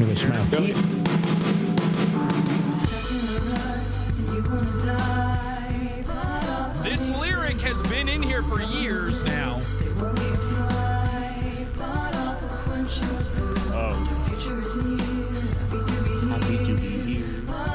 Here comes Space on the Moon, Goons, Pod Awful's watching you. It's been in there for years, long before this Red Bar's watching thing. The phrase has been around since before the lyric. It's in every episode of my show. Okay? This has to be said. It just has to be called out. And for a year now, however long he's been paying people to say this. By the way, if you know what Red Bar is, and if you found out what Red Bar is because of somebody saying Red Bar's watching, you might have found out in this chat room at some point about Red Bar for the first time. Here's who you have to think. Mike's bank account. He paid someone $100 to do it, which is pathetic. I get accused of making these alt accounts, all this stuff. You're just paying people to pretend like your show is bigger. And if you think that's where the money stops, just wait. You're wrong. Okay? He's paying for a lot more numbers than that. But for a year now, I've had to back off of or longer. I don't even know how long it's been now. I've had to back off the Pod Awful's watching you thing. I had to rethink keeping it in the lyrics of my show because I know that every single time I do something first and then someone else does it, I'm the one getting accused of being copied. And the reason for that is Pod Awful is not actually interested in being famous. All of the things that Mike David pretended to be for years, that's how I actually feel. Pod Awful is cult comedy. And make sure we keep Bubblegum Kush muted permanently, server muted. Somebody just joined. It's an insane person. We're not letting them up. But anybody else, if you have something to say about this, feel free. Well, I mean, we've got Wanda here. Wanda sung the theme song. Okay. RoboCam, by the way, they stole RoboCam from me. I just remembered that one. That one actually pisses me off too. I invented RoboCam, then they started doing it. Wanda, you sang the theme song. How long ago did I start trying to get you to sing that? The lyrics predate you singing it, but how long ago was that now? Yeah. I don't know. It's been a year now or more. I think it's like almost 2 years at this point. Yeah. Year and a half, 2 years, somewhere in there. But the lyric was in there before Wanda even sang it. I mean, we have people here who watched all of this happen with their own eyes. There's other versions. You're saying it then too. Yes. It's always been there. Okay. It's baked into the show. You can look at the show and see that that's what this is about. Now, I only say all that stuff because one of the things he gets people to do is go mess with people IRL. Sound familiar? And all they can come up with doing, and I've never done this, all right? And I'm stupid, but again, PodAwful's cult comedy. So I'm not out there trying to plug it. I actually learned this lesson the hard way when Ethan, Ralph, and I both showed up to the Chris Chan arrest, and only Ethan Ralph's footage got shared anywhere of it. Now, Ethan Ralph is bigger than me, so that was always going to happen. But one thing he did that I always look back on is he was going, "Killstream, baby, Ethan Ralph." He's just yelling his own name. And I thought that was crazy. I was watching him from below, his big gun hanging above me. I felt like Indiana Jones. Any moment now, I had to start running with my gold. And he's going, "Killstream, baby." And I'm like, what the? But it works. Unfortunately, it works. Stupid people fall for this stuff. Now, if we're going to save world comedy, Lenny, if we're going to save world comedy with our little cult comedy show, we got to get smarter about it. So I'm watching him send these people out IRL. And for a year now, I've been like, all right, we're kind of dropping the PodAwful's watching you thing. It sucks, but we got usurped. And then I saw this. Okay? What you're about to see may floor you. This changed everything for me. And we'll pick back up that conversation in just a second. This is a Sam Hyde stand-up event. So already heckling is pointless. All right? This is a haphazard, thrown together, like, this is not worth the ticket. No offense, but Sam Hyde is not a stand-up comedian. And by the way, a stand-up comedian is not worth the ticket. Stand-up comedy is dead, and it has been for years. So they go to a Sam Hyde event where, heckling is like part of it. He, for all they know in the audience, this guy might have been a plant. That might be Charles. By the way, friend of the show, Charles. Followed me on Twitter. I don't know. For some reason, Charles followed me. I like Charles. We like Charles. We like MDE. Even though I get accused of copying their set that they had a year after mine, I like their shit. I'm not going to fucking change for that. Like, I'm not fake like these people. If this is the sickest part. I'm not a Howard Stern fan. I'm really not an Opie and Anthony fan. But I want you to sit there and I want you to do the math on this. I want the DIAPEBEASTS to think about this. Some of them, I saw them in chat, were sitting there going, "Oh, REDBAR's the new Howard Stern. That's a good thing. This is just a promo for REDBAR. This is actually good." Okay, fine. If REDBAR's the new Howard Stern, then the new Howard Stern has got to have his own new Opie and Anthony. Who is that? Really think about that for a second. It's not Revenge of the Sis, obviously. He's not afraid to talk about them. He's not hiding their names. He covers them. He makes fun of Mersh. He's been making fun of Mersh since a year after I made fun of Mersh. So I'm just throwing it out there. If you're one of those O&A guys, number one, thank you for putting down the wrestling for 12 minutes to watch my show. Number two, somebody need a diaper change? Oh, who needs a new nappy? And number three, if you're an O&A guy, somebody is the new O&A. I don't know who. Got to be somebody, right? Let me read this. I want to read the chat here for a second. I haven't really been paying attention much to the chat. Tom Gully's in here too, by the way. Oh, if somebody wants to, is that really Tom Gully or? I think so, unconfirmed. I think he had to make a new account. All Yeah, right. it's unconfirmed, Well, but he he's should- telling me He should be able to talk. had to now. pass it. Yeah. Was unmuted a moment ago. Branding isn't present. Hear him. Okay.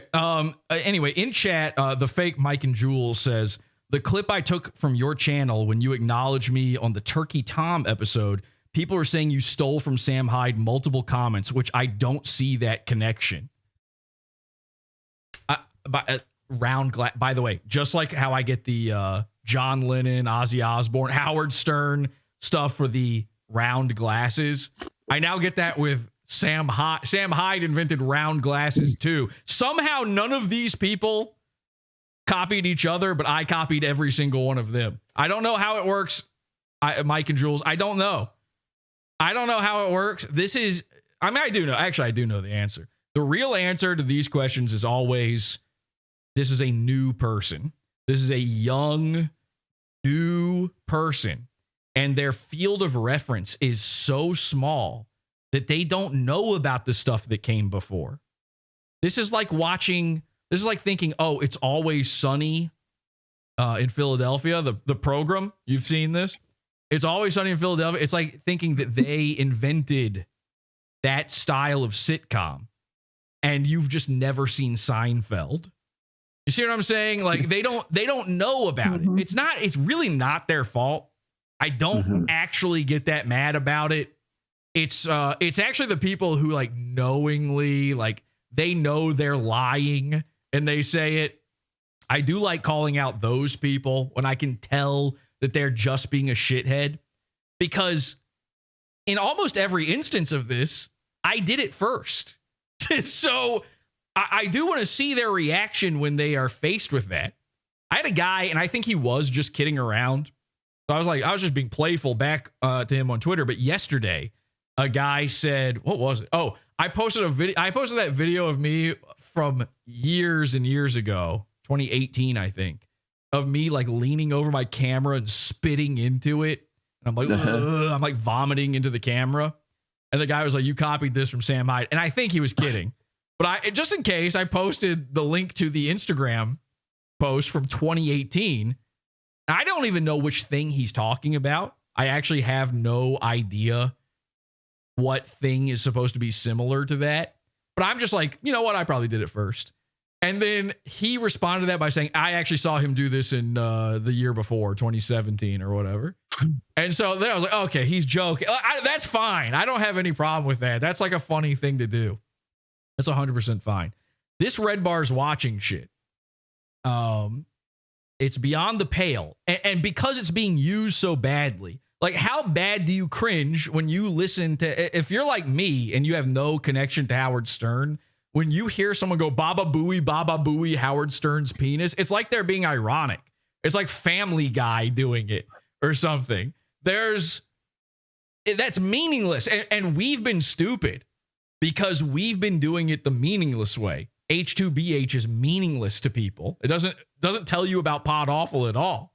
Baba Booey doesn't tell anybody about Howard Stern unless they already know about Howard Stern. You say REDBAR's watching, that's something people can Google. You see? So when he sends this guy out to troll Sam Hyde, which is a stupid thing to it, there's only one person who has successfully trolled Sam Hyde. Check out the Pizza Fund.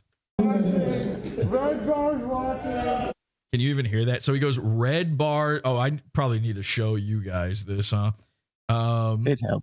Yeah, well, it would help. Thanks, Urquhart. Yeah. You know what else would help? You telling me to do it. How about that? I was just watching live. Did you ever think that maybe this was your fault? Jesse. Did you ever think that maybe this was your fault? So look at him. He's giddy with embarrassed excitement, okay? I got excited, very excited to see all of this. He's looking back as if there's, I guess the guy behind him is recording for him, so he's like looking back in the crowd like, I can't believe I'm about to do this. Everybody's going to cheer for me. Red Bar's watching. Red Bar's watching. He is directly in front of Sam Hyde. Sam Hyde has said that he likes Red Bar. He knows what Red Bar is. Unfazed. He doesn't know what the kid said because this is what the kid did. He was so nervous. This is so embarrassing. He was so nervous that he covered his mouth. He didn't go like this. He didn't make himself louder. He didn't go like this. He went. He might as well have stuck his thumb into his mouth Dipped in and the tried to voice say too. it. What'd you say? Hey man, hi, it's me, Sam. I'm right here in front of you, huh? And then he's like, this is not a joke. He's taking his little sleeves and he's covering his hands cutely with them. He's actually being very cute and embarrassed. Oh my God. And he looks hot little femboy. He looks back into the crowd like they're going to be like amazed by this. No one knows what this is. In real life, no one knows what this is. The mask slips entirely about this Red Bar is well known. Red Bar's famous thing. The second you take this into the streets. Red Bar's watching. Look at He's like, look at him. Oh my God. I did it, guys. I did it. And they're like, shut up, fat. Sam says, I don't know who that is. I have seen him more than once say he knows what Red Bar is. This isn't like, oh, he's afraid of Red Bar. He doesn't know what the guy is saying. He's messing it up. Look at him pull his hand into his sleeve. So he just does it again.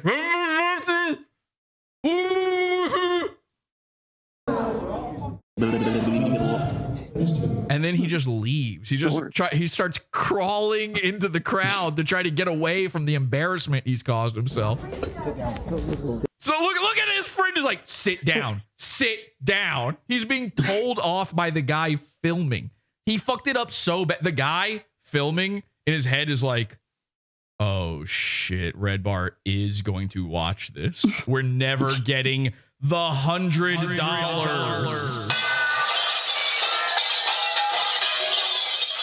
And this, like, their tickets for this probably cost over $100. So he's in his head, he's like, shit, I didn't even have the money for this event. And now we're not, you fucked this up so bad. Let's watch it again. This is so pathetic. Red Bar's watching. His little smile too. Yeah, his little smile. What does that remind me of? Sit down. Sit down. He's in trouble. Red Bar's watching. Red Bar's watching. Okay. And by the way, this is what they don't tell you, is that's how it always goes with these people. All right. Every time they go to one of these events and shout this out, they always act like, oh my God, I can't believe it. It worked. You did it. But they never show the aftermath because there is no aftermath.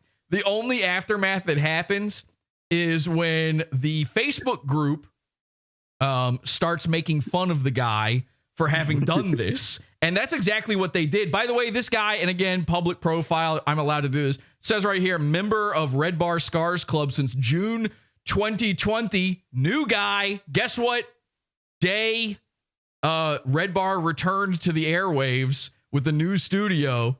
June 18th, 2020. His name, this guy's name, this is not a joke. This is not edited. This is 100% real. His name is Ja Pagoon.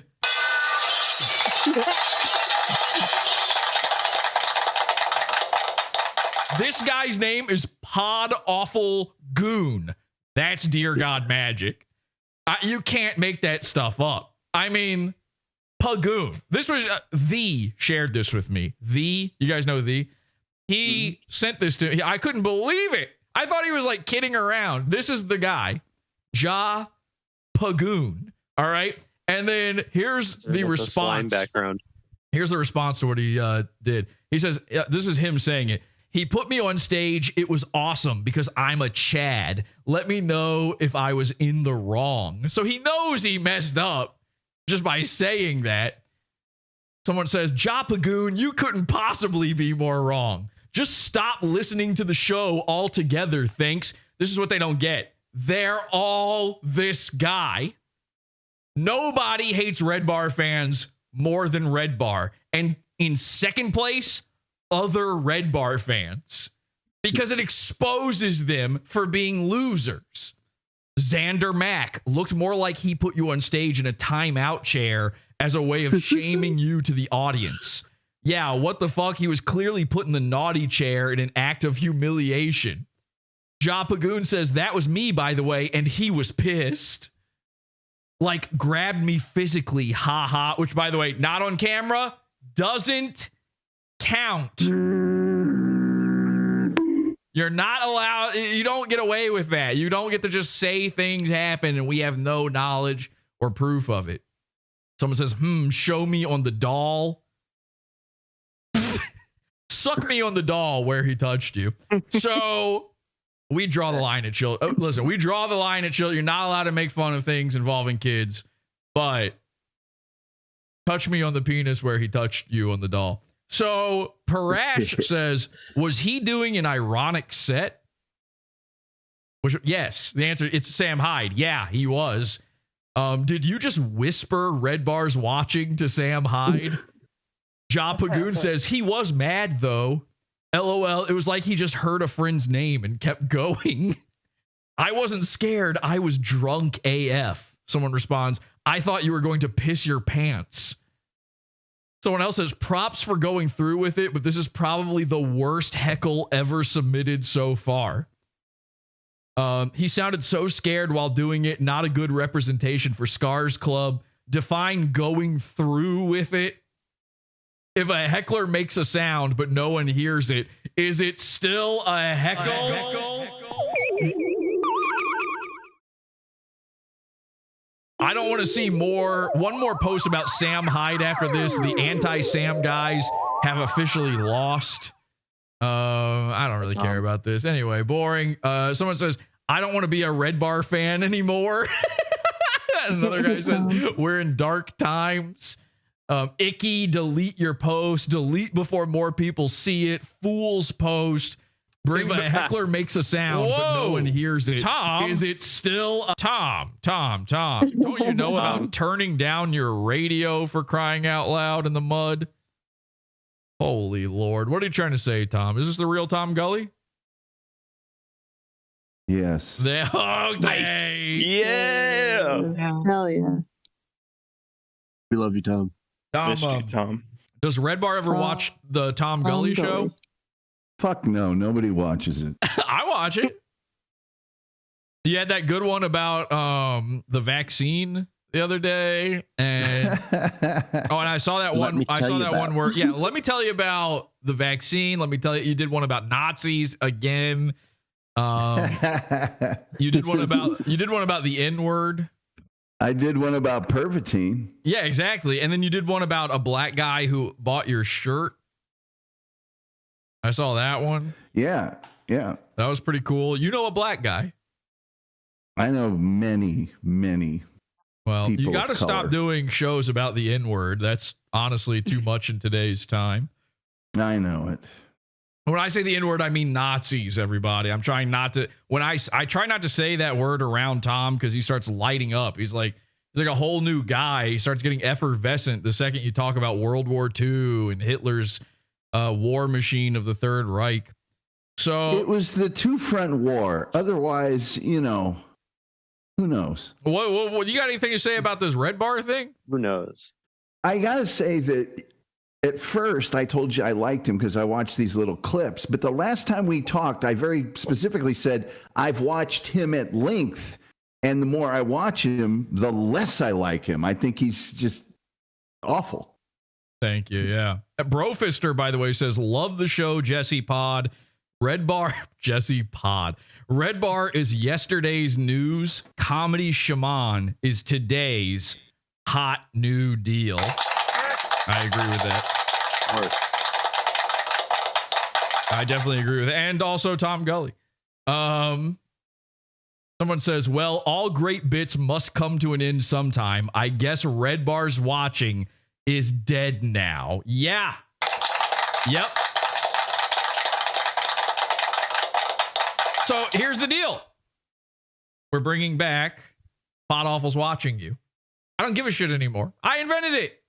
It's my thing. I did it first. It's in the theme song. We are polluting the net. We are tired of the digital litter. We're going to cover it up with our own litter. Take this episode, clip it, upload the clips, post hundreds of them, spam Discords with it. I don't care anymore. I just don't care anymore. Take the entire episode and re-upload it, okay? You can re-upload it. You can monetize it. I do not care. The only stuff I care about is the Pizza Fund content. And even then, you can message me and I might let you upload clips from it. There's a guy who does that.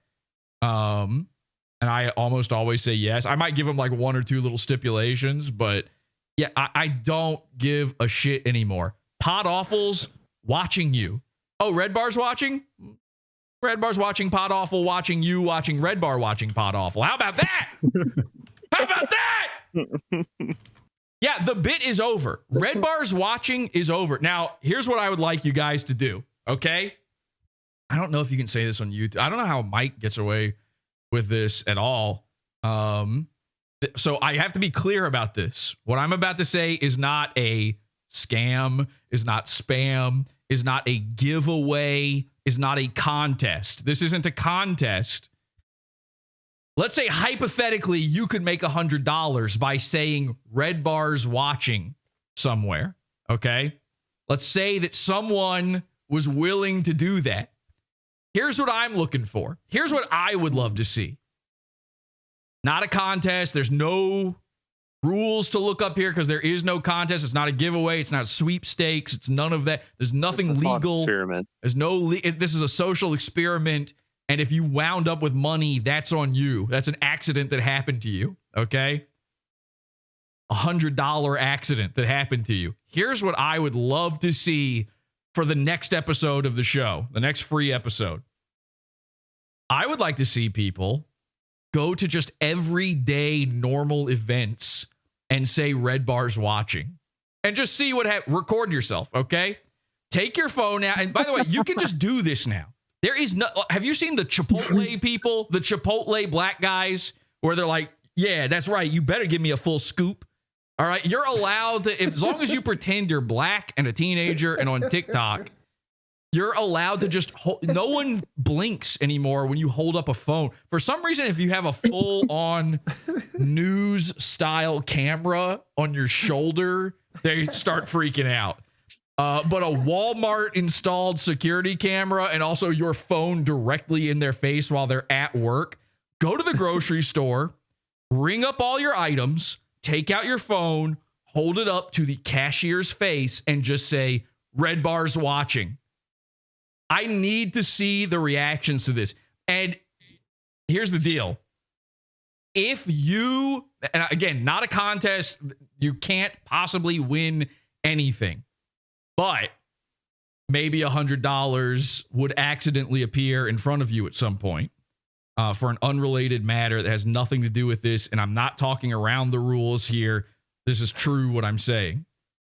If, I swear to God, if someone, without setting it up ahead of time, manages to get I'm talking about everyday scenarios, everyday situations with strangers. You're walking down the street, someone's walking their dog. You go, can I pet your dog? Go, this is such a cute dog. Take out your phone, start recording the dog. The person starts getting uncomfortable. Bring the phone up and go, REDBAR's watching, and record their face. I swear to God, if you don't set this up, and someone responds knowing what REDBAR is, I wouldn't be shocked if $1,000 appeared in front of you. That's how confident I am about this, that I would never be shocked that $1,000. Listen, We'll go over this more clearly in the after show, but I'm not kidding around about this thing that is not a contest, is not a giveaway, has no sweepstakes. There's no contestants. There's no... A mental projection. This is a social experiment that I'm asking you guys about, okay? Then quickly say PodAwful is watching and film everyone start laughing and applauding, says Young Kirks. Yeah, shout outs. Fuck yeah. I like that. Yeah. Then quickly say PodAwful is watching and watch the entire street, your whole neighborhood. It's like a musical. Everyone pops out of their windows and starts going, PodAwful's watching you. And then you all march down the street together and you're in front and somehow you've got a baton now. And Mike's 1 pixel dog shows up in front of you, walking on its hind legs and goes, "Thank you, everybody." He's wearing a little top hat, but you can't see it because it's just 1 pixel. So that's just a social experiment. I don't know. I'm just throwing that out there. I think the Red Bar's watching thing is dead. And I mostly think that because I have, he does this whole segment over and over again called Red Bar in the Wild, where they just where he pays people $100 to say Red Bar's watching. And then the person that they said it to goes, Red Bar's, okay, yeah, Red Bar, hi, Red Bar, whatever. And then he's like, whoa, how did this even happen? Howie Mandel knows about us. Well, yeah, you spammed his chat with Red Bar's watching. He might have figured it out at some point.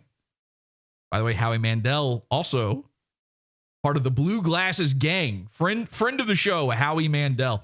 So I've been seeing these comments, the Red Bar's watching comments, all over YouTube. Here's why I'm starting to think it's dead.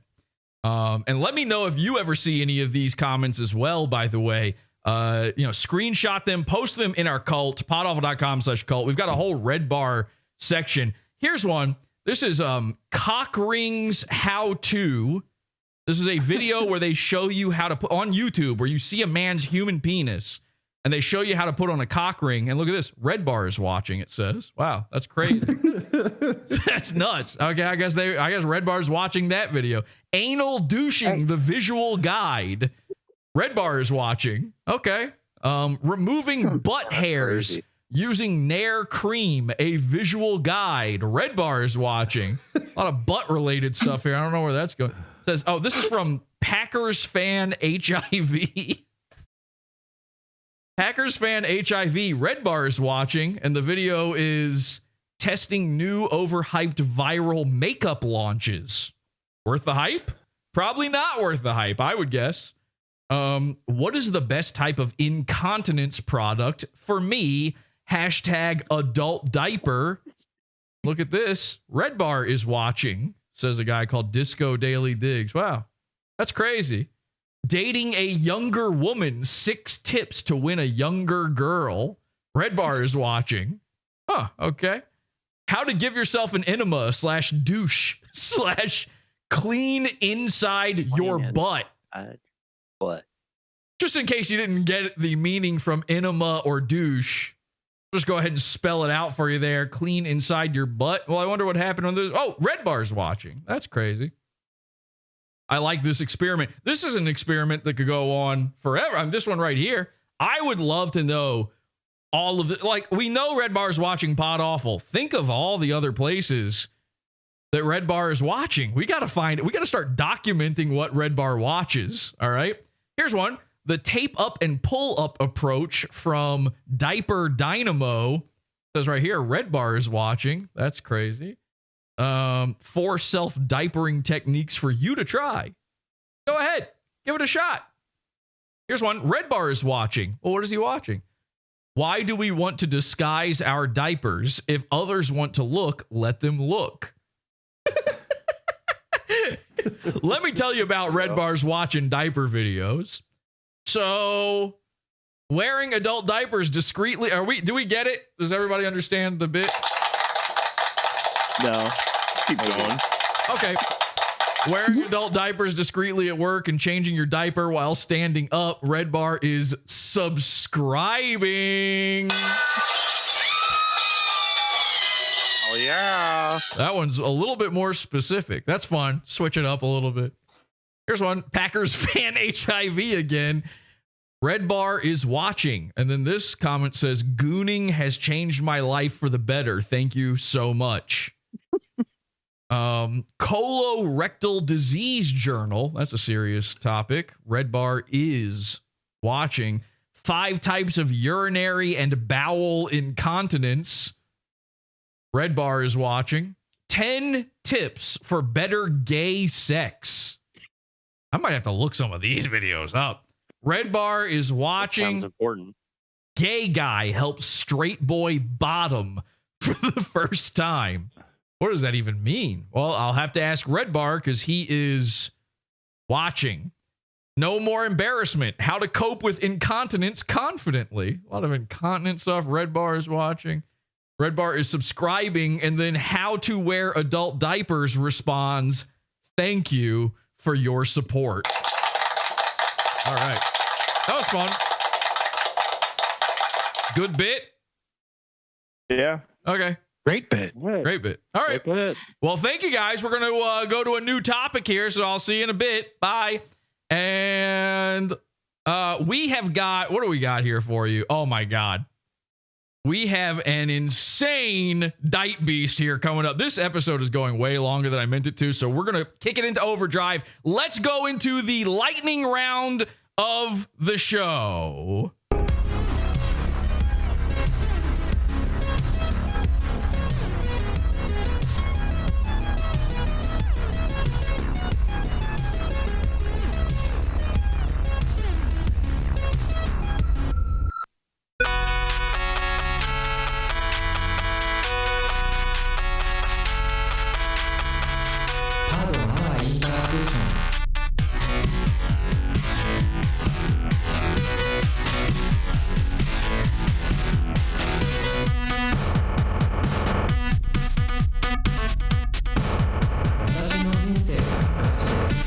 Wow. The Diet Beasts, by the way, always tune out when we start doing diaper coverage. So that's fun. All right. So REDBAR has jumped the shark officially. Officially, it's over. You're no longer the cool cult comedy thing that you might have once been, or might have, I don't even know if that's what he was trying to do, but the virus of being famous has taken him over. And this is the thing. There's a thing about Jump the Shark that people get wrong a lot. I want to be clear about something. If you don't know the phrase Jump the Shark, it comes from the show Happy Days, where infamously there's this scene where the Fonz, who, by the way, in the world of Happy Days is the king of cool. Let's go over some features of the Fonz real quick. He's 5'6", Jewish, wears a leather jacket, and tells everybody that he is cool. I got excited, very excited to see all of this. So, I don't know if there's any parallels to draw there, but infamously, the Fonz, the coolest guy, got on some water skis and skied over top of a shark. And I believe this happened, and remember, Happy Days takes place in the 50s, but I believe this happened because Jaws had just come out in the 70s. And so through osmosis, copying, basically, Happy Days did it first.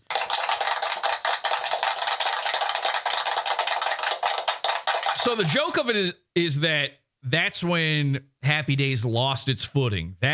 Here's what people think. People think that it means that is when a show stops being popular. They think that it means that is when a show starts being, like, people start tuning out because it makes no.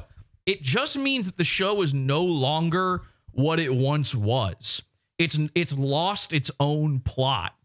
And of course, the thing about the Happy Days instance of this is that episode is one of the most popular episodes, and not after the fact, not retroactively. They got tons of viewers live on that episode, and some of the most popular episodes of Happy Days ever happened after Jumping the Shark.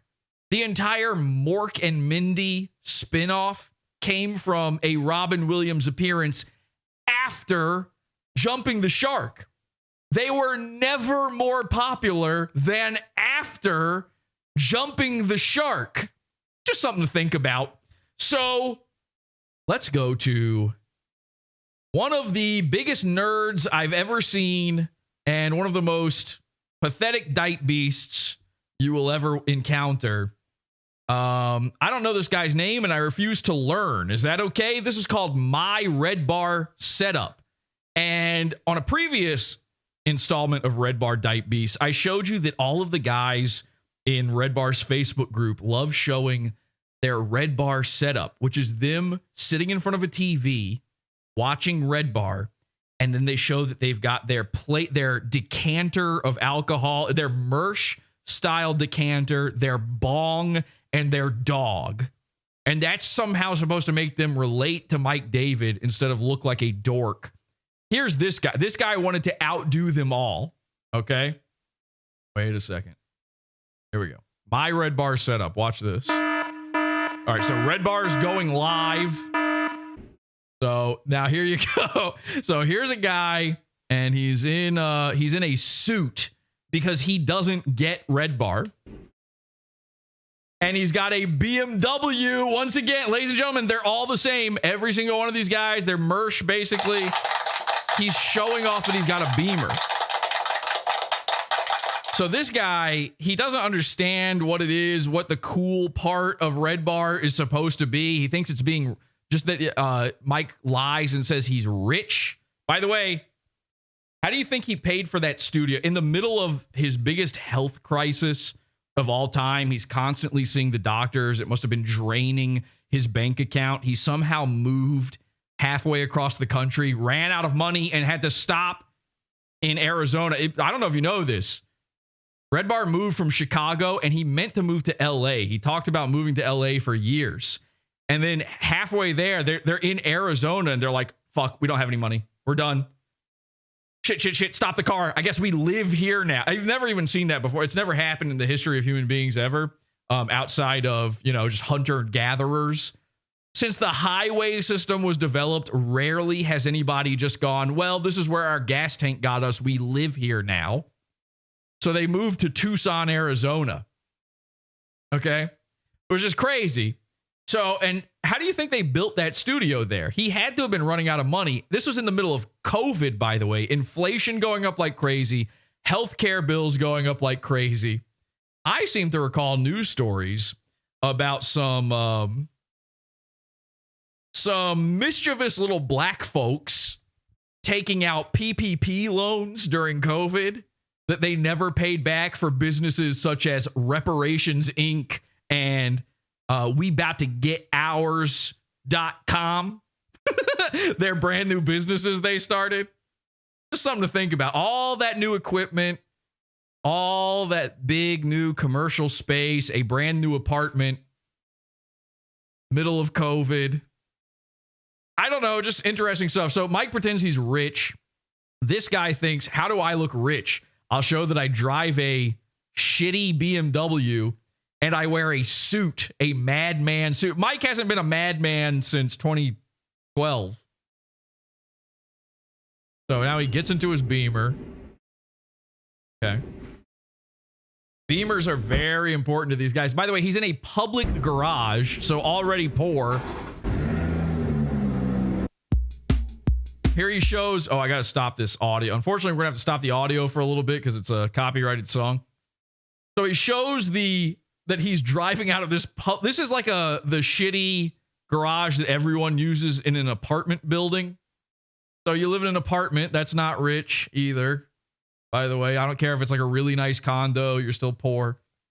And now it's a whole thing. All right, this is a big to-do. He's got to show his REDBAR setup. He's got to show up every other guy who's ever smoked weed on Facebook. So now we're driving across town. And where are we going? I don't know what this city is. Somewhere in Minnesota or something, I think. All right, and he's getting closer and closer to the city. We really did not need to include all of this. Got to be honest. No real reason for this. All right, we're almost there. We're pulling up. And where is this? Another public garage. Great. Oh, okay. Oh, yeah, definitely show the part where you pay to park. Perfect. Wow, they don't just let anybody into this place, Jules. And here you go. Oh, he's at a cinema.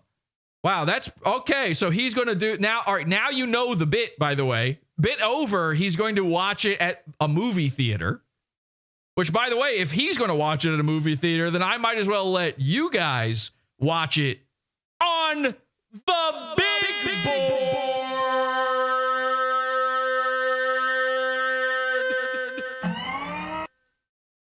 Are we doing this? There we go.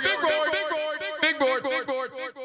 Sorry, we haven't had the big board was a little rusty. Okay, we haven't used the big board in a while. Okay, so now he's going off to the movie theater. All right, look at he's got cool Joe Biden aviator sunglasses. I'm sure it's some cheap brand.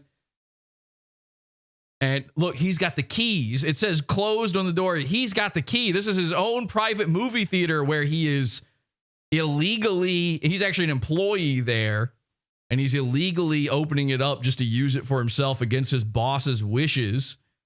He goes to show you that he knows how a breaker box works. That's cool. This idiot went to the trouble to go out to the sign, the sign where they put up letter by letter what movies are playing. This dude took 2.5 hours to put REDBAR, Scars Club, Give It a Year, host Mike David, produced by Jules and Mike David on the sign. By the way, if I was walking by this cinema and I saw this sign and I wasn't allowed to come in and watch it too, that's called false advertising. You're not allowed to do that. So you at that point, when you put the sign up, you have to let everybody else in too. So I guess this place just gets no business. This is a failing dollar. Like, this is a second run theater, where you pay $2 to go watch Captain America 1. The worst possible viewing experience. And by the way, shout out to Dear God, because the name of this theater is Lagoon.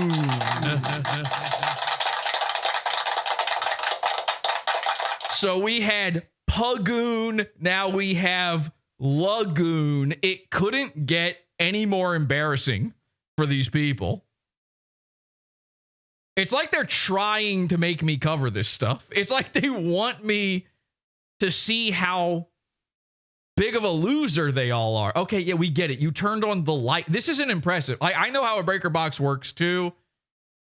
This is interesting. I don't know if you can see it down there. It's just cut off by the desk here. But out here, I'll show you on this. There you go. See that sign there? Watch this. So it says restrooms upstairs on that sign. Now the lights come on. Okay. He starts popping some popcorn. All right, so oh boy, yeah, he's getting this is the way you should really treat REDBAR. And now he's going step by step. Have you never seen a movie? You need to learn how to edit. He gets some Crunch, some Haribo. This is way too many. He's stealing from the company right now. He's just stealing candy and popcorn. There's one thing of nacho chips for some reason inside this popcorn machine. All right, I think we can turn the audio back on here. So look at this. He goes up to the icy machine. He's got to have an icy with his meal. And he looks at the cherry. He goes, nah. He looks at the blue raspberry. He goes, nah. And he goes with the Coke icy. Oh, yeah. Coke is the good stuff. So I don't know if this is true. I just have to imagine this is what's happening. I guess at some point, Mike was like, Jules, the only good soda is Coke! And this guy wrote that down in his dream journal. By the way, the worst, I don't care if you like Coke. I don't care, if it's your favorite soda.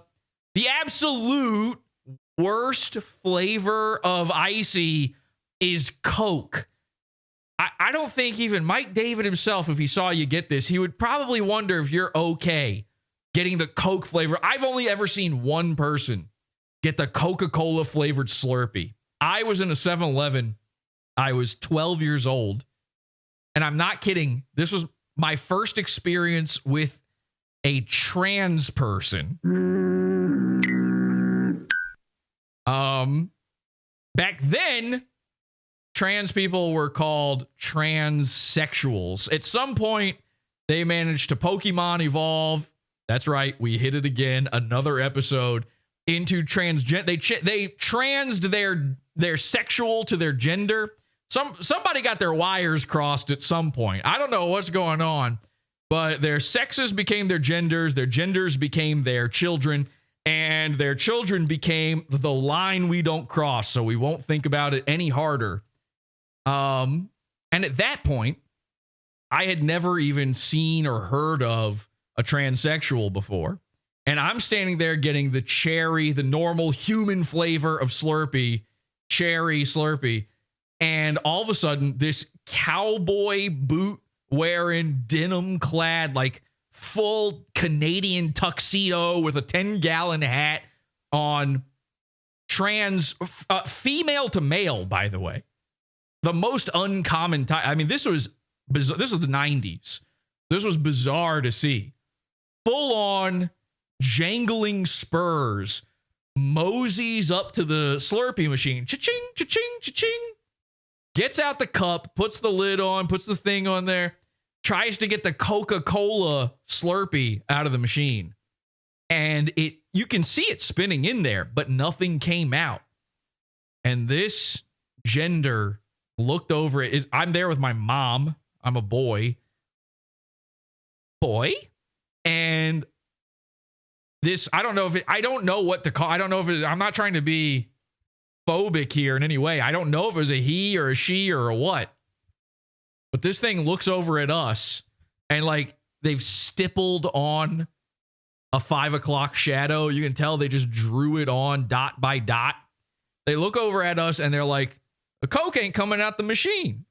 And I'm like, in my head, I'm thinking, good, get a normal one. Get raspberry.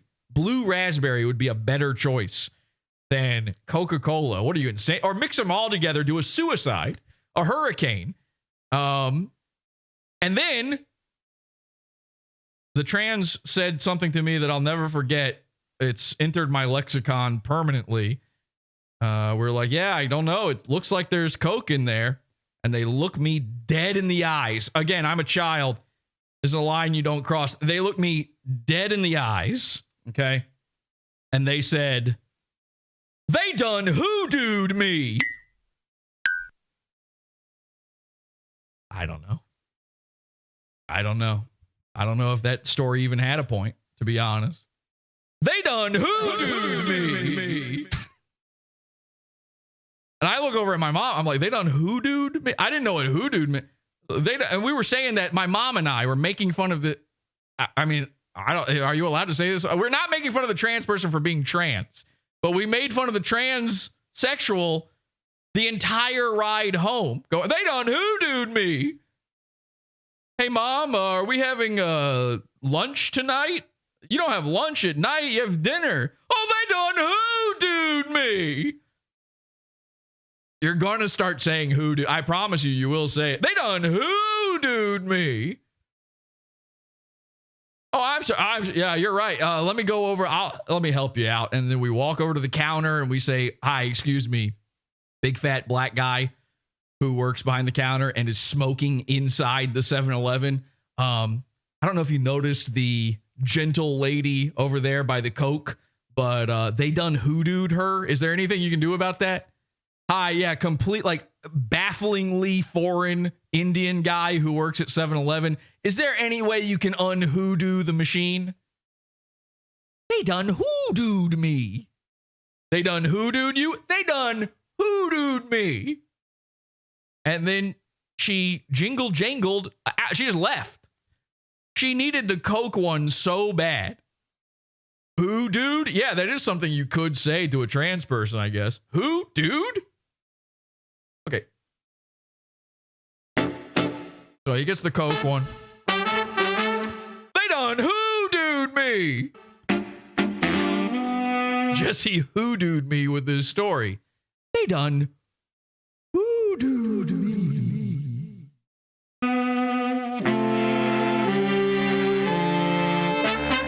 Okay, so remember that this is the sign says bathrooms upstairs. So this guy, he doesn't know to edit stuff out. He just films himself going upstairs. He's like showing that he's going to take a shit before the show. He's like, oh, Red Bar's about to come on. That's about 8 hours long, so I better piss and shit now. I'll film that. So now we're going to enter the bathroom. He's going to be stuck in the bathroom for a while. We're going to watch him on the turlet. They done hoodooed me. Oh, that's right. It's only him there. He's got to turn on the machines. So he turns on the projector. I thought we were going to see him popping a squat, doing a 2. They done hoodooed me. So there it is. Now it's on the big, wow, the big screen. You get to watch the big screen every single day with PodAwful. Every episode of PodAwful involves the big screen. It's like he had to drive an hour and a half to go do this. I bring the big board to you. This is embarrassing, by the way. Can't pack a theater, at least a few friends. What a goofball. Yeah, the thing to do would be to show that you, like, during the middle of a movie, edited in Fight Club style scenes of Red Bar, which, by the way, people would be like, oh, God, did I just see a cock? They done hoodooed me. That's a real story. I just need to understand that he needed to show off Zendaya on here. How are you almost late for your own? You are showing this. He's like running to the theater as if he's about to miss it. He started the entire machine.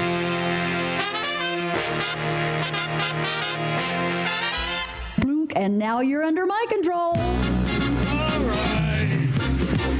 Okay.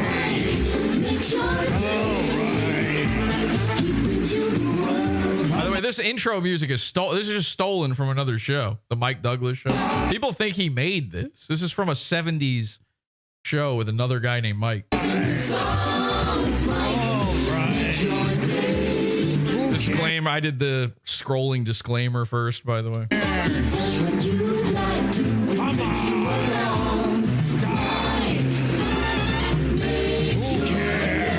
All right, so he sits in the front seat. You know, this is a front row seat event.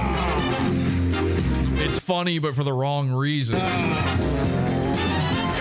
Isn't it funny, though, that he went to all this trouble? He went to all this trouble to put this on an actual giant movie theater screen, but then the way he shot it, it looks so tiny. This just might as well be in your living room at this point. I mean, look at the rest of the big board here. Okay, stop. Welcome. Hi. Welcome to And Red. this is, by the way, this is a green screen effect. He didn't really even do this. This is fake. Bar. My name's David. Jules is here. See, watch. We're doing the prop. This is a costume comedy part of the show. Here, of course. We also have Jules in the house. What's up? What's up? Jules in the house. Oh my God. I didn't even see this the first time. So he's eating the popcorn.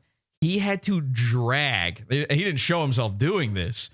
He had to drag the ticket-taking lectern all the way down to the front row of that. You see that? Just so that he could have a table to set his Jim Beam up on.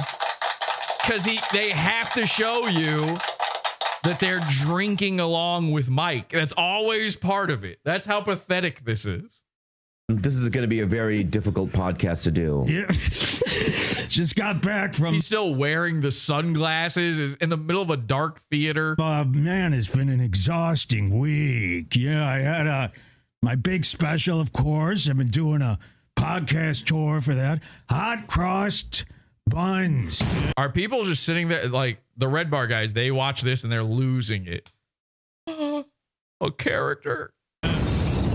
Oh boy, killing me. Can we smoke in here? I think. Uh-oh. That's Can we allowed. smoke? Oh, I gotta. Yeah, my American spirits. Okay, so he hears Mike say, "Can we smoke in here?" So he reaches over for his cigarettes, and now he's going to light up a cigarette in the movie theater, a public movie theater where other people have to go. This is the first time this has ever happened in this place. This man should be fired! He done hoodooed me. He's not even smoking the cigarette now. Now he's just eating candy. I've been hoodooed on this one too now. Can we play the song? No, can't play that. All right, so there you go. Yeah, now he's just watching the show. This just looks like somebody recording off of their laptop screen. He's opening up the Jim Beam and drinking straight from the bottle. Wow, that's a really cool guy. That's going to save your hairline. And by the way, he did all this. He's got a podcast. This guy's got a podcast. So he was hoping that people would start listening to his movie-themed podcast by doing this. And now he's got credits on screen. Eric Mulder. So there you go. That's the guy's name, Eric Mulder. He says, REDBAR Live is not just a new episode. Okay, what is it?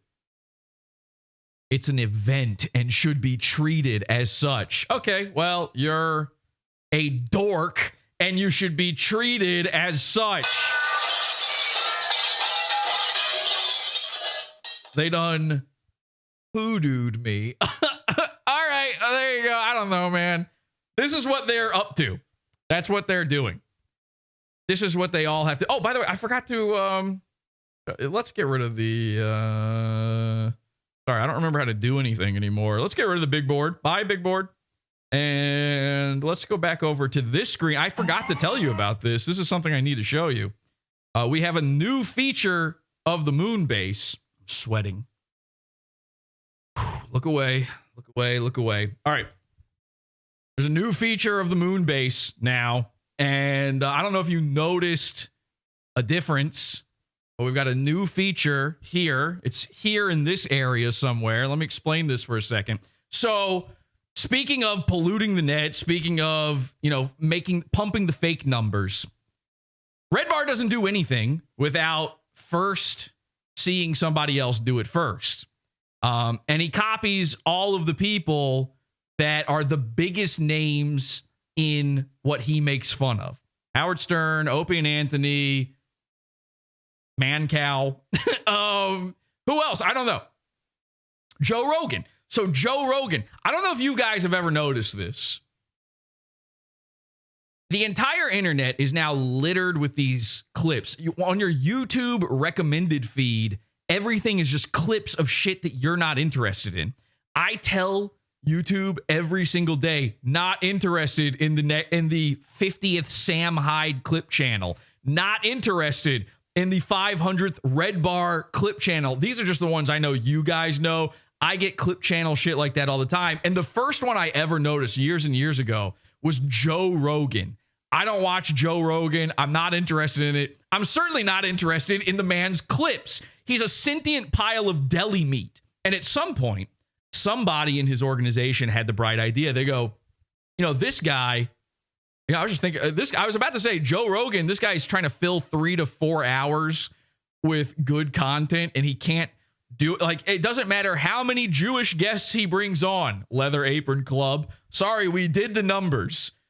It's not anti-Semitic. The numbers are clear as day there, okay? In fact, it's one of the few clear Jewish numbers out there. He can't make Eric Weinstein entertaining for 3 to 4 hours. So somebody had the bright idea to do clips of his show, and they're all clickbait.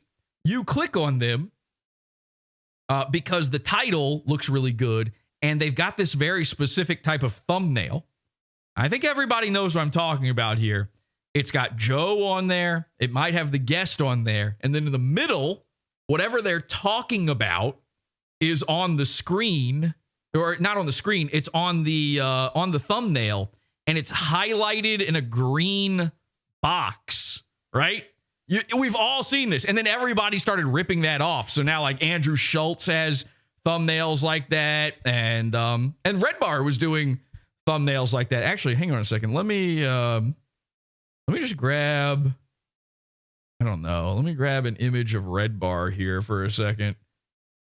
Oh, I had my video open on a tab. That's bizarre. All right, let me just go REDBAR. Now watch this. This is a cool new feature of the show that I thought of. I invented this.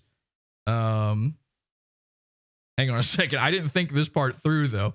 Let me just find a random image of Mike looking like a doofus.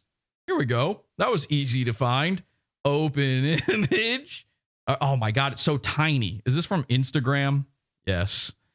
Yes, it's from Instagram. That's why it's so tiny. Why is it so tiny? Whatever.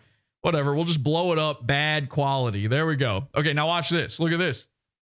So I'm talking about REDBAR. Now it's got the green box around what I'm talking about. So this is now, I bought this TV as a joke. I didn't even know why I had this the whole time. You're just supposed to watch the show on the big board, basically. But then I accidentally bought a TV that was way, way too big. You know, this TV is gigantic. It makes the big board look small by comparison almost. Like, it's not helping out with the visuals here, but I spent too much money on it. I basically bought this TV to make fun of Mersh.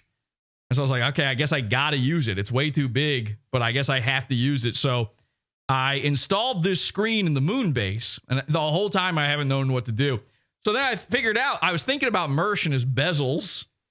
And, you know, he had those thick bezels on his TV. And for some reason, all of a sudden, I just had this vision in my mind of the Joe Rogan clickbait thumbnail, where the clickbait, by the way, here's what they do. In the green box, they put an image of the thing that you would be interested in. Ice Spice. They put Ice Spice in there. They put Taylor Swift in there. They put whoever the famous person they mention in there is. And then the title is something interesting, right? And so you click it and you sit there, and for the first 3 minutes, you're waiting for them to talk about the thing that the title said and what the green box held, the wonders, the secrets of the green box. And as the conversation gets further and further in, you start having this sunk cost fallacy where you're like, well, surely they're going to talk about it at some point. And then at the very end of the clip, they're like, yeah, it's like, you know, that chimpanzee kind of looked like Ice Spice. And then the clip just ends and you're like, what the fuck? They didn't even talk about Ice Spice. They done hoodooed me. So that's the clickbait. So here, now I can do this whenever I want to do clips for the show, because we're going to pollute the net, right? Here's what I want you to do. Pollute the net. Clip anything. It doesn't matter. Okay? It doesn't matter what we talked about in the episode. Clip anything. Upload it anywhere, any YouTube channel, and then watch this. Look at this. Built-in green box clickbait. Watch this. No! What? What? No! What?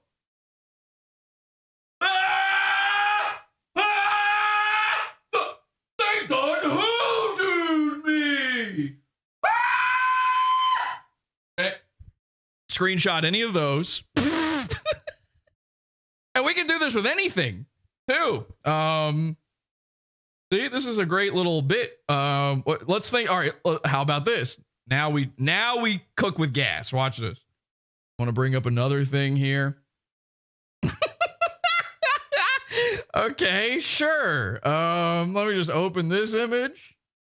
And we're just going to throw this on here. Let me get rid of the mic image. Sorry, I didn't really plan all this out so much, but what can you do? All right, we'll get rid of the mic one. And then we're going to put this one on. Some of you may have already guessed. Okay, now watch this. You ready? Ice Spice. It's Ice Spice.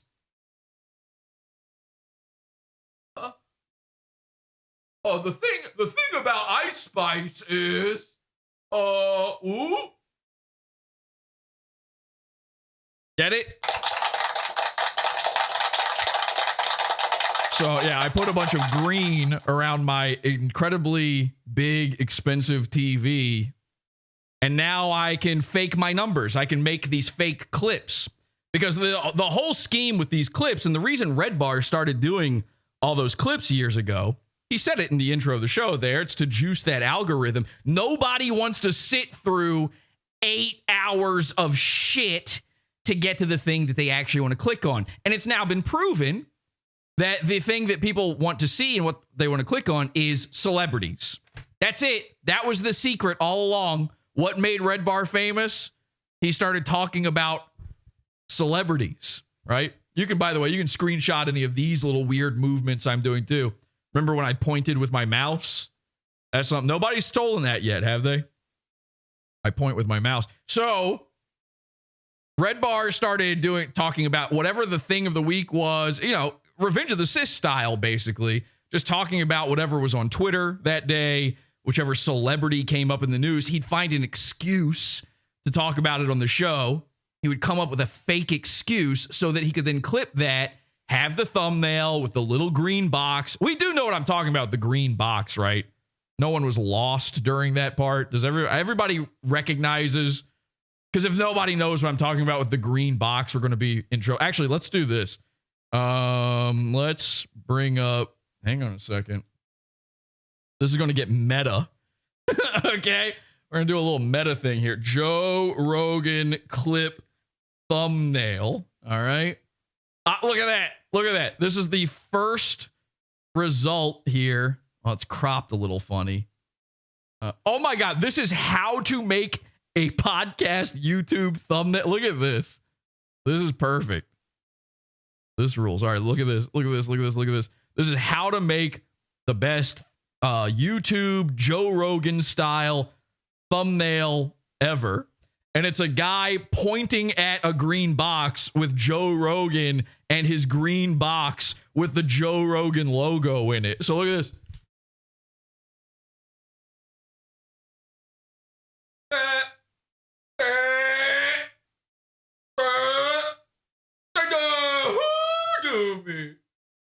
Okay. All right. So now clip that. Clip this. And it doesn't matter. Again, it doesn't matter what's spoken about. That's part of the grift. It absolutely doesn't matter. You never even have to get to the topic. They forget.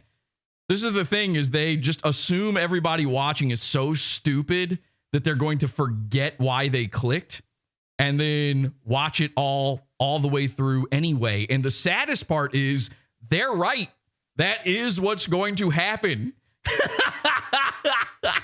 They're actually 100% right about that. You are so dumb, you'll just watch it anyway. Okay? So I've been researching now for a while this whole come up. I remember years ago, REDBAR started encouraging people to go just put fake likes on his clips. He said, go give them a little juicy like so that they pump up the algorithm.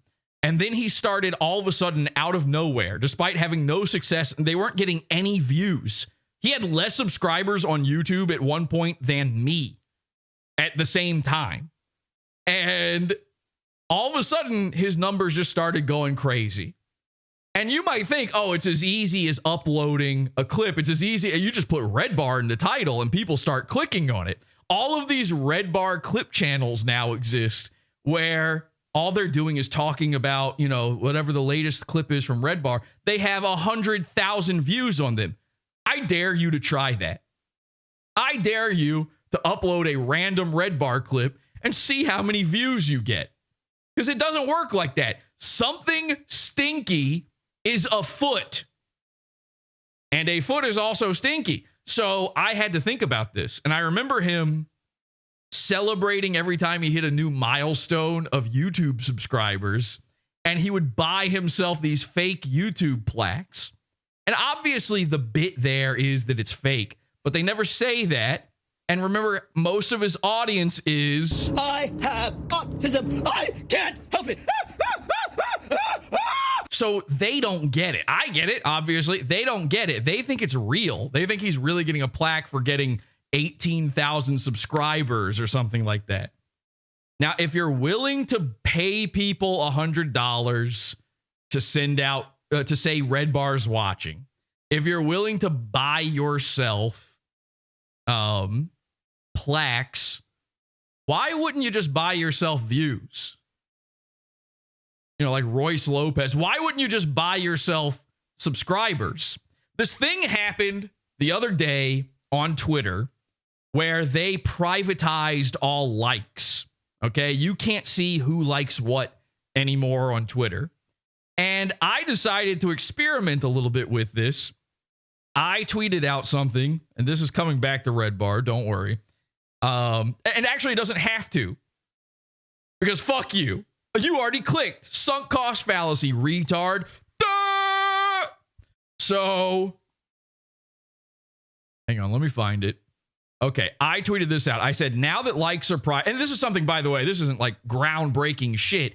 Everyone instinctually understood this. Everybody was tweeting about this. But I said, now that likes are private, any of these grifters with monetized tweets can just buy thousands of likes for less than $1 and make a couple hundred off of it.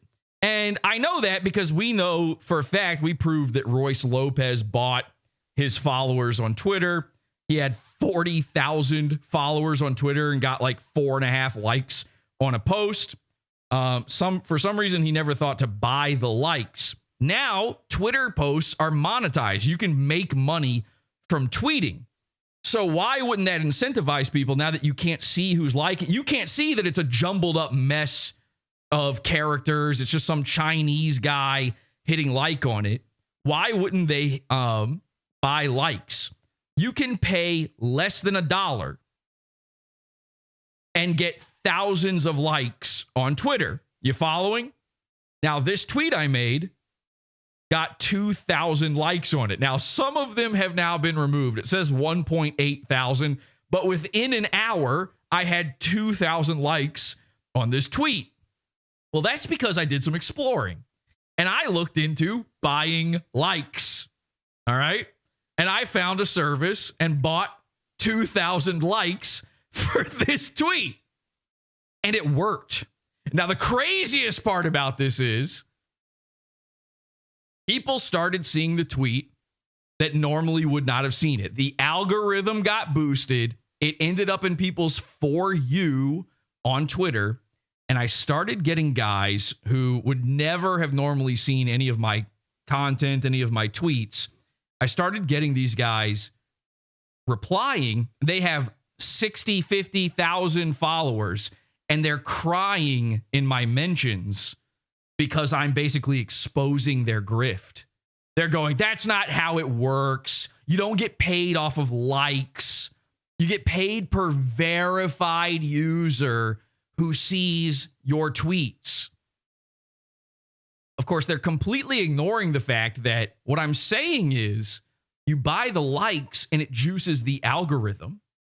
And when it juices the algorithm, more people see it. And then those verified people see your tweet.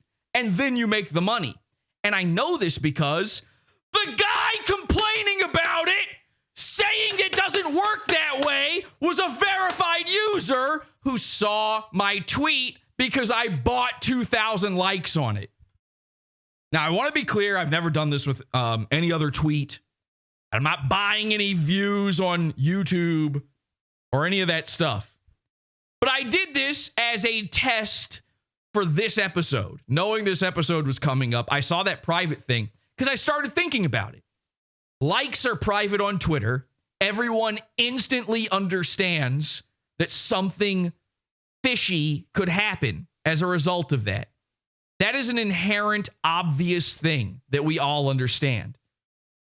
All numbers on social media are fake. It's AI producing content and AI watching the content. Everything is fake, okay? Likes are hidden. What else is hidden? Subscribers and views. You cannot go on YouTube and see who subscribes to a person's channel. You never have been able to do that. You cannot see who watches a person's videos. You can't see if they're real or not, and you never have been able to. Every single guy at the very top is buying subscribers, is buying views, and it costs nothing. 97 cents for 2,000 likes. Do you know how little it costs for YouTube views? How little it costs for subscribers? I do, because I looked it up. I found it. Now, there are more expensive packages and less expensive ones, but if you don't give a shit where they're from, if you don't give a shit how quality they are, if you just need that number to look bigger, and we know now that the bigger number looking bigger, looking better helps with your shit, if that's all you care about, you can get that done for less than $100. Now, do we know anybody who's willing to throw away $100 here or there? Maybe $300 on Steel Toe Morning Show? Well, $299. Not $301, I'll tell you that much.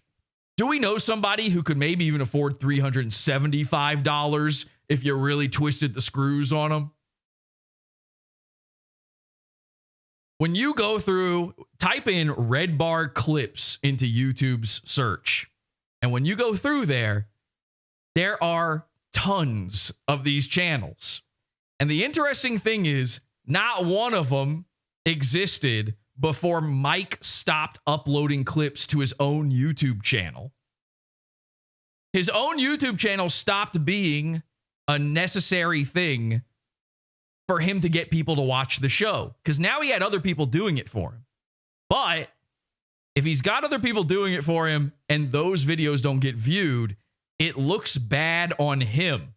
And a guy who only cares about being cool can't have something look bad on him, right? So you're telling me one day he just announces on his show, we don't upload to YouTube anymore. We don't put anything out there on our YouTube channel. And then the very next day, there are multiple clip channels professionally uploading clips. They're not getting paid for it. They're not getting view botted. They're not getting subscriber botted. Is that what you're telling me? These channels, by the way, are monetized. You're telling me the guy who pretends he's against advertisements, even though he's had ads on his show before, you're telling me he's leaving that money on the table? Do you really believe he's going to allow other people to sit there and make bank off of his videos? You're getting 100,000 views plus on every video you put out of a REDBAR clip, and he's sitting there making no money off of that. People are now watching his show solely through free clips on YouTube.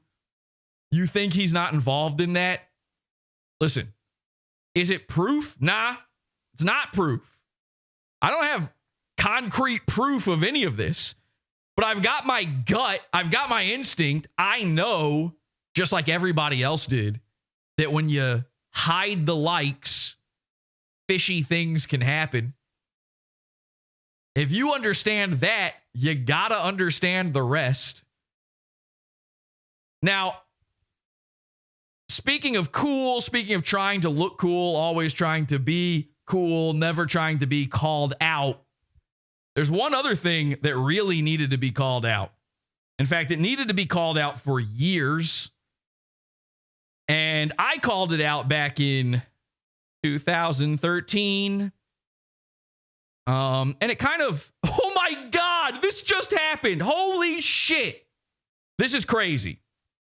You guys know now, I revealed that REDBAR stole his old logo from ManCow, a guy who he says is the most disrespected, the shittiest, worst broadcaster in radio history. He says it's an insult to be compared to ManCow. I'm not kidding. I just got a message on Twitter from ManCow, literally right now. This happened, I mean, I say right now, this was like an hour and a half ago.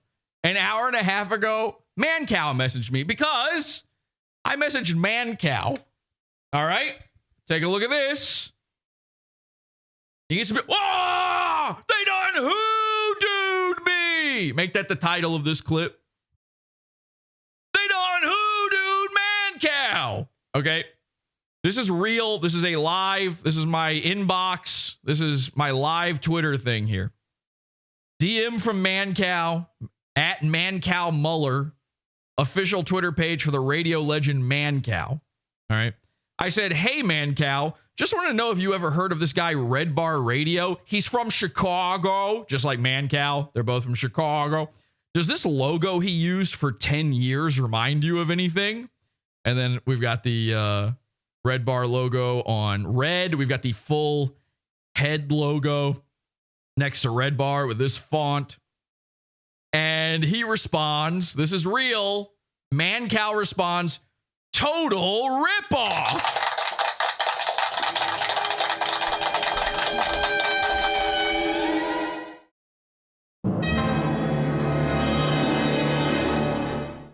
So I said, he's been at this for years, and I heard him shit on you, a real radio legend years ago. Then saw he ripped off your classic logo. Those stickers, meaning the Mancow stickers, were all over Chicago. There was a time where he had this logo that looks just like the REDBAR one that was made into a sticker, and people would stick them up all over Chicago. You couldn't not know about it. And Mancow just responded today. He says, figures. Can we do this? Can we get everybody to go message Mancow? Like, don't just at him. Tweet to Mancow right now. I'm going to copy the... I mean, how crazy is that, by the way? Hang on, first of all. That's huge. Mancow now knows that REDBAR was ripping him off for a decade.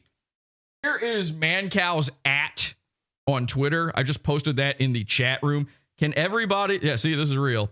Can everybody please go tweet at Mancow Muller, and tell him PodAwful's live right now. You know, give him the link to the show. Ask him if he would do an interview. Tell him I'm a huge fan. Been a big fan for years. I would love to talk about all of this with Mancow. Okay? All right, I'm just trying to get this all set up, okay? What are they saying in the chat room? He was spawned as an overzealous REDBAR fan. He literally assumed he was working for the show. When asked to stop, he commenced his hate campaign. Who are you talking about? Who did that? I don't know who that means. Francis thinks watching a show clip chimping, it means you're a fan, LOL. Oh, you're talking about you're talking about the lossless in chat? All right, sorry I read that. Please stop making the chat about you, Francis. It's not about you. You're a creep, he says. You're a loser defending a defenseless man. And when I say defenseless, I don't mean because he's in diapers. I mean because you've seen it. You've seen all of this is true. All of it's right there in front of you. This is a dork. The emperor wears no clothes. He does, however, wear diapers. It's right there in front of you. So please and you can, by the way, you can include me in the tweet as well at PodAwful, so I see it. I will retweet any of your messages to Mancow. Let's see if we can get Mancow on here. I mean, that should be possible, right? At Mancow Muller, at PodAwful is live right now. He's talking about you, the living legend. Mancow, would you be willing to call into the show? If we get like 12 people to do that, he might do it. 3 is enough for people to feel like they're under attack. So 12 is like, wow, this really has to happen right now. Sorry, that just came. I just saw that in my Twitter thing, so I had to bring that up just now. That's incredible. Mancow calling out REDBAR for being a copycat. Oh my God. All right. Somebody mute Francis Patrick Keevil in chat because he's making it about him. That you can't do that. You can, or don't mute him. Just time him out so he learns to stop making it about his crusade in chat. We're actually talking about Mancow right now. And now the chat is about you having a problem with lossless, which is, you know, an L of your own. So, all right. Yeah, lossless is here. We call him the. So, I wanted to do this. This is what I was trying to bring up. So, we have been, of course, there's a big problem with REDBAR's shark jumping set We have been monitoring the situation closely for, I don't know, what is it, 4 years now? When is the drum set going to be used? Is it ever happening? Now, sources tell me that it still hasn't happened. There still has not been a single use of the drum set. Not a single snare has been hit. It is covered in dust. Well, I had PodAwful's Watching You taken from me. I had the scrolling disclaimer taken from me. You've seen it all. You've seen all these things. Digital litter. Now our feeds are being filled with the digital litter of REDBAR. I will take this sitting down no longer. Ladies and gentlemen, it's time to do something about the drum set situation. So I came up with a plan. All right. Now, this is pretty incredible. This has never been tried in the history of podcasting before. I told you last season, this moon base is filled with surprises. The henchmen are constantly at work, getting things done behind the scenes. And there's entire wings of the moon base you have still never seen. You still barely even know what's going on over there, right? Just right there. There's stuff. There is stuff right here. You barely know about it. We'll be introducing lots of new, tiny little features, actually big and small features that are amazing. We're going to try something new right now. This has never been done in the history of podcasting. Mike David has never used his drum set. So PodAwful had to install a drum set into the moon base. Let's go. Here we go. You ready? New feature. You've never seen this feature. It's actually been here the whole time.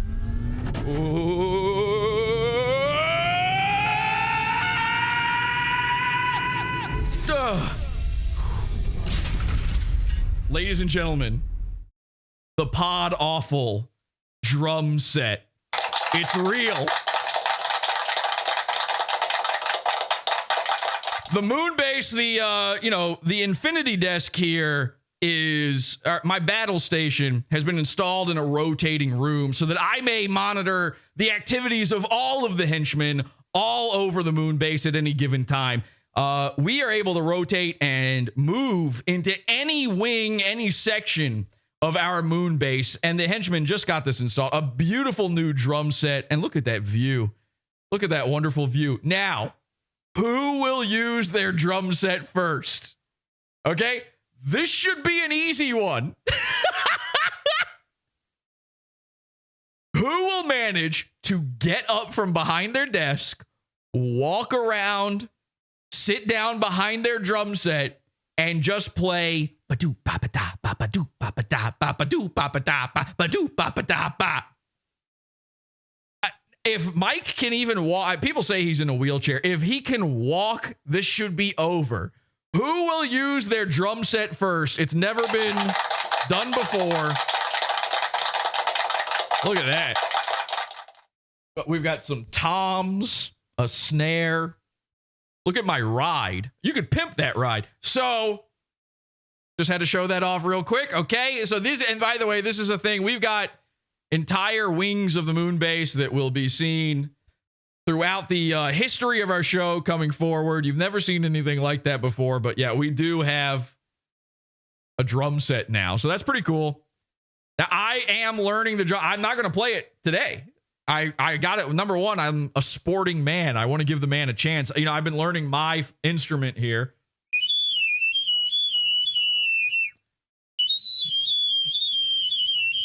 And I'm already getting better and better at that. So I still have to learn the drums.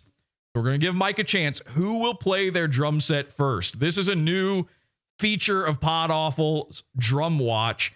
Sven was supposed to play the drum set on his last Sven episode, but Sven refused, and REDBAR got butthurt and said he let the fans down. So that was the point of the drums. The drums have never been played because of Sven. Well, that's crazy. All right, well, let's wrap this up and then get to the PodAwful show here. We've got an incredible finale here for you. Ladies and gentlemen, our last Diet Beast episode was about a guy named Hostbusters, and wouldn't you know it, there's been an update, okay? Last time, we made fun of Hostbusters for being so much of a Diet Beast, so up Mike David's butt. His entire channel is called Hostbusters. The entire premise of his show is busting hosts of podcasts for being bad, and he's never said one bad word about REDBAR. In fact, he created a brand new bit for his channel called Host Praisers. And the only person he had ever covered on it was REDBAR. Well, I'm happy to report Hostbusters is back. He's done, actually, hang on a second. Let me refresh this because it's giving me the loading sign. All right. Hostbusters is back, and he has finally done episode 2 of Host Praisers. This is the only other episode where he praises a host. Let's find out who he's praising this time. Hostbusters. You may be familiar with this Host Praisers segment. I did one a little while back covering REDBAR, and some people really enjoyed it. Some people said I sounded like I was a hostage. Some people said I seemed like I was giving a library presentation. The famous library. When you go to the library, you watch a guy give a speech. Nonetheless, the comments came in, and I thought, since people are talking about it, I might as well do a follow-up video.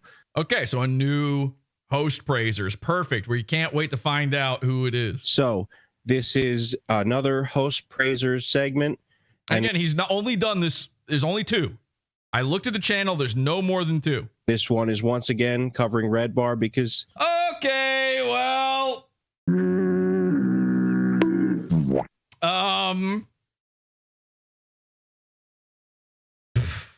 The Diet Beast curse is unbroken. You've only done this twice. The only guy you can think of to praise is REDBAR. Let's get to it. Honestly, there are more things to say, and the universal audience has been requesting it. Audience. So I thought I would go ahead and do another one. Let's check it out. It is Host Praisers covering REDBAR. Unbelievable. Unbelievable. All right. REDBAR. One of the things I like about him is that he despises people who adopt new trends like mindless sheep. What? He organizes absurd events like when he had Salvo troll. Are you insane? Yeah, that's not a trend chaser. I think literally every single version of the word trend chaser can be applied to REDBAR. Are you insane? I might need Hostbusters to call in for the. Can we also try to get Hostbusters to call in? So we're trying to get Man Cow. We're trying to get Hostbusters now. Def Noodle. He's talking about Salvo here. New trends like mindless sheep. He organizes absurd events like when he had Salvo troll Def Noodles. I also like that he always changes up what he wears on the show and rarely wears the same thing. Something else I think is nice is that he will go out of his way to make sure that there are no product placements on his show. Why is it good that who is he, Cher? Why is it a good thing that he rarely wears the same thing? By the way, that's a stolen bit too. We got to finally say this, that is a stolen bit. The whole wearing cardigans and having a different outfit every time. I don't know. Are there any other shows where their whole thing was making fun of stuff on the internet and the host did exactly that bit? Let me think for a second.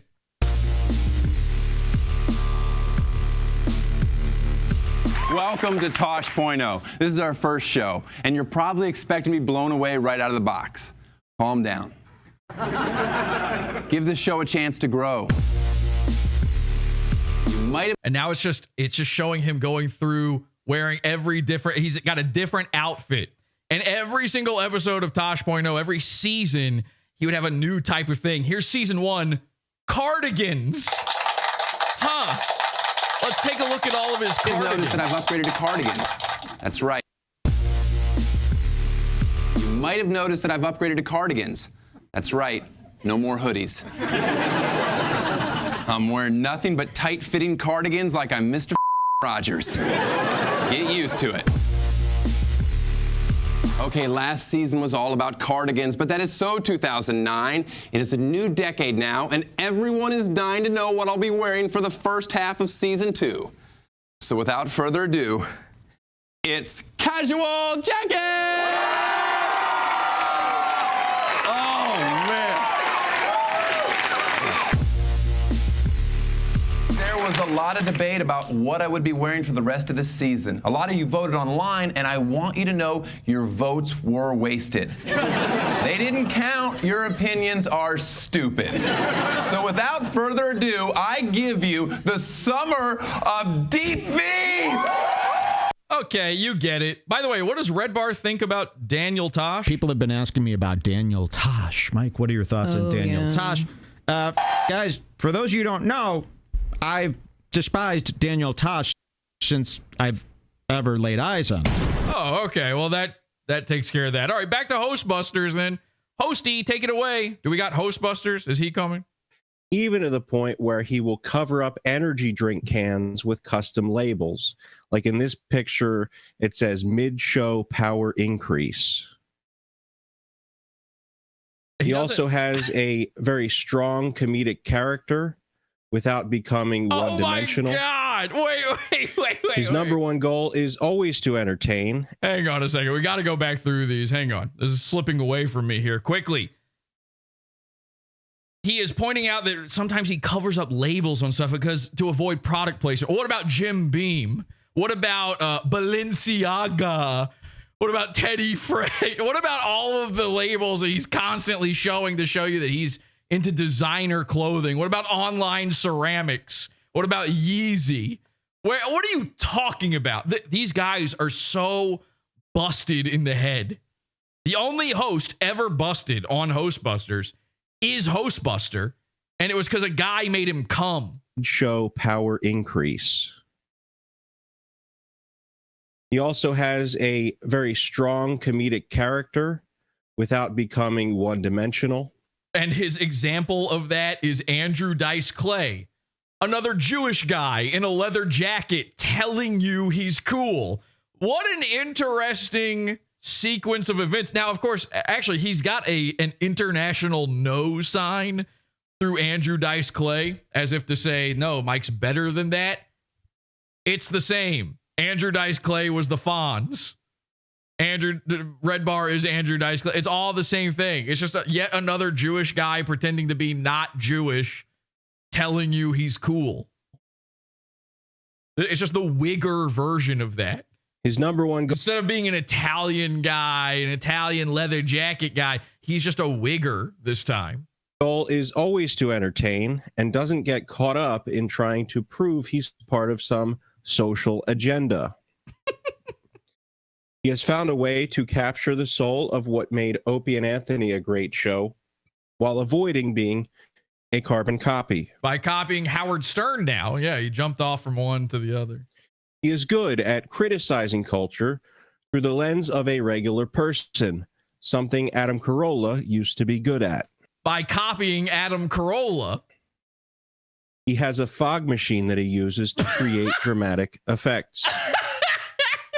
You know, when I'm sitting there listening to my podcast, I'm going, if I don't hear the spurt of vegetable oil real quick, we're going to have a problem.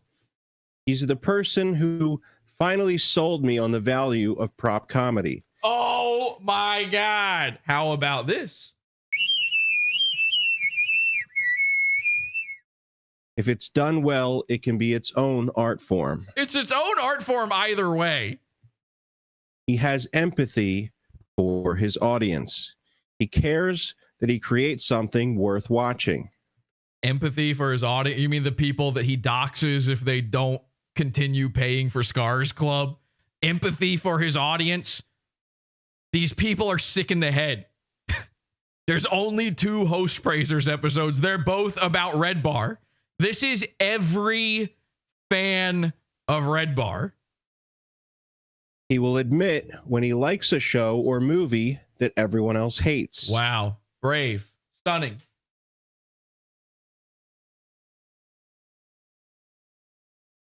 He puts 10 times more preparation into one episode of his show than Joe Rogan has ever put into an episode. You could trip over that bar, that red bar. Joe Rogan puts zero effort in. RedBar bought something on Amazon and it showed up in the 3-week span between episodes he has. He can differentiate between ironic Hostbusters universal audience is a stolen norm joke. That's true, yeah.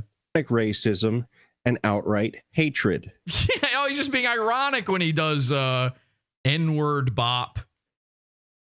He has the willingness to be funny and sincere in equal measure. Ironic sincerity. Oh, man. Hosty, don't do this. Acknowledges his chat without being at their every whim like H3 often does.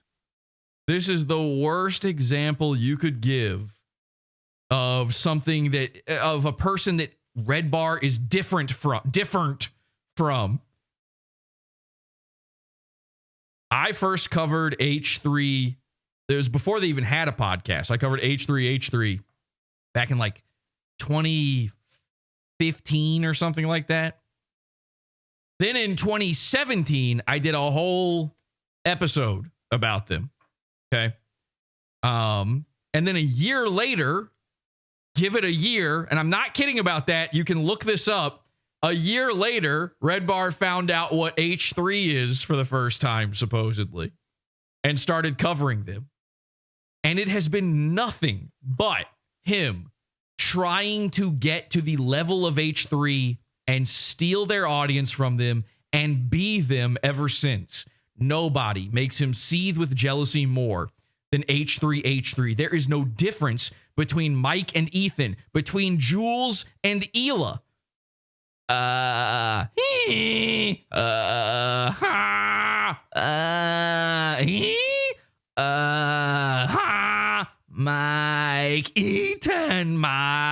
Eaton. He sees them buying $1 million properties and he can't believe it. He should be living in Beverly Hills. He should be the one with the popular clothing line for children, which is where I draw the line.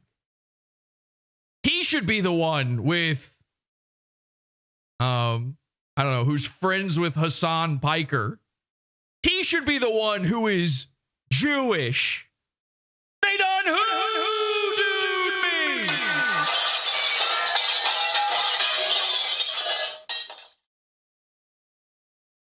Actually, and this is not even a joke, by the way. I will give RedBar this. H3 actually did copy being Jewish from RedBar. Spread that rumor. Start telling people that. All right.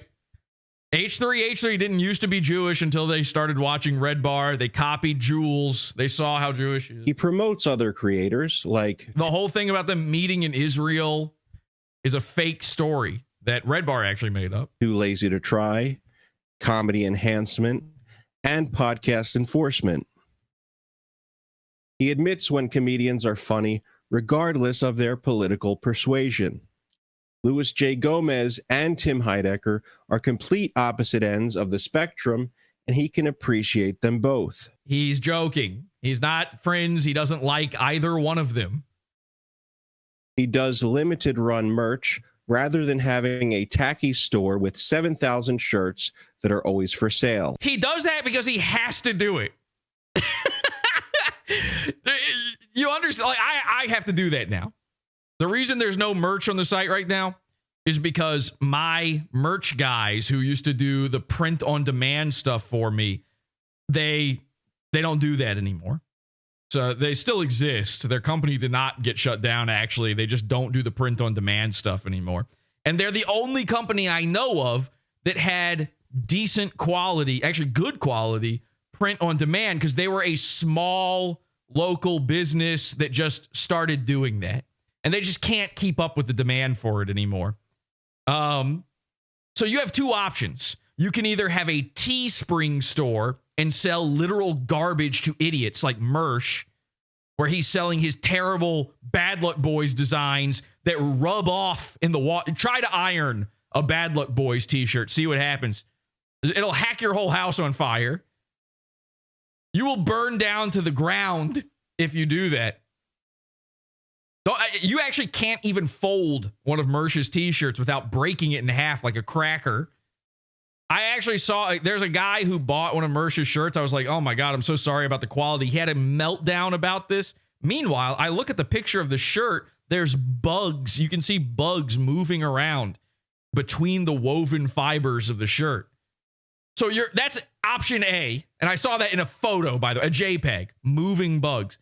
That's option A. And option B is you do limited run merch.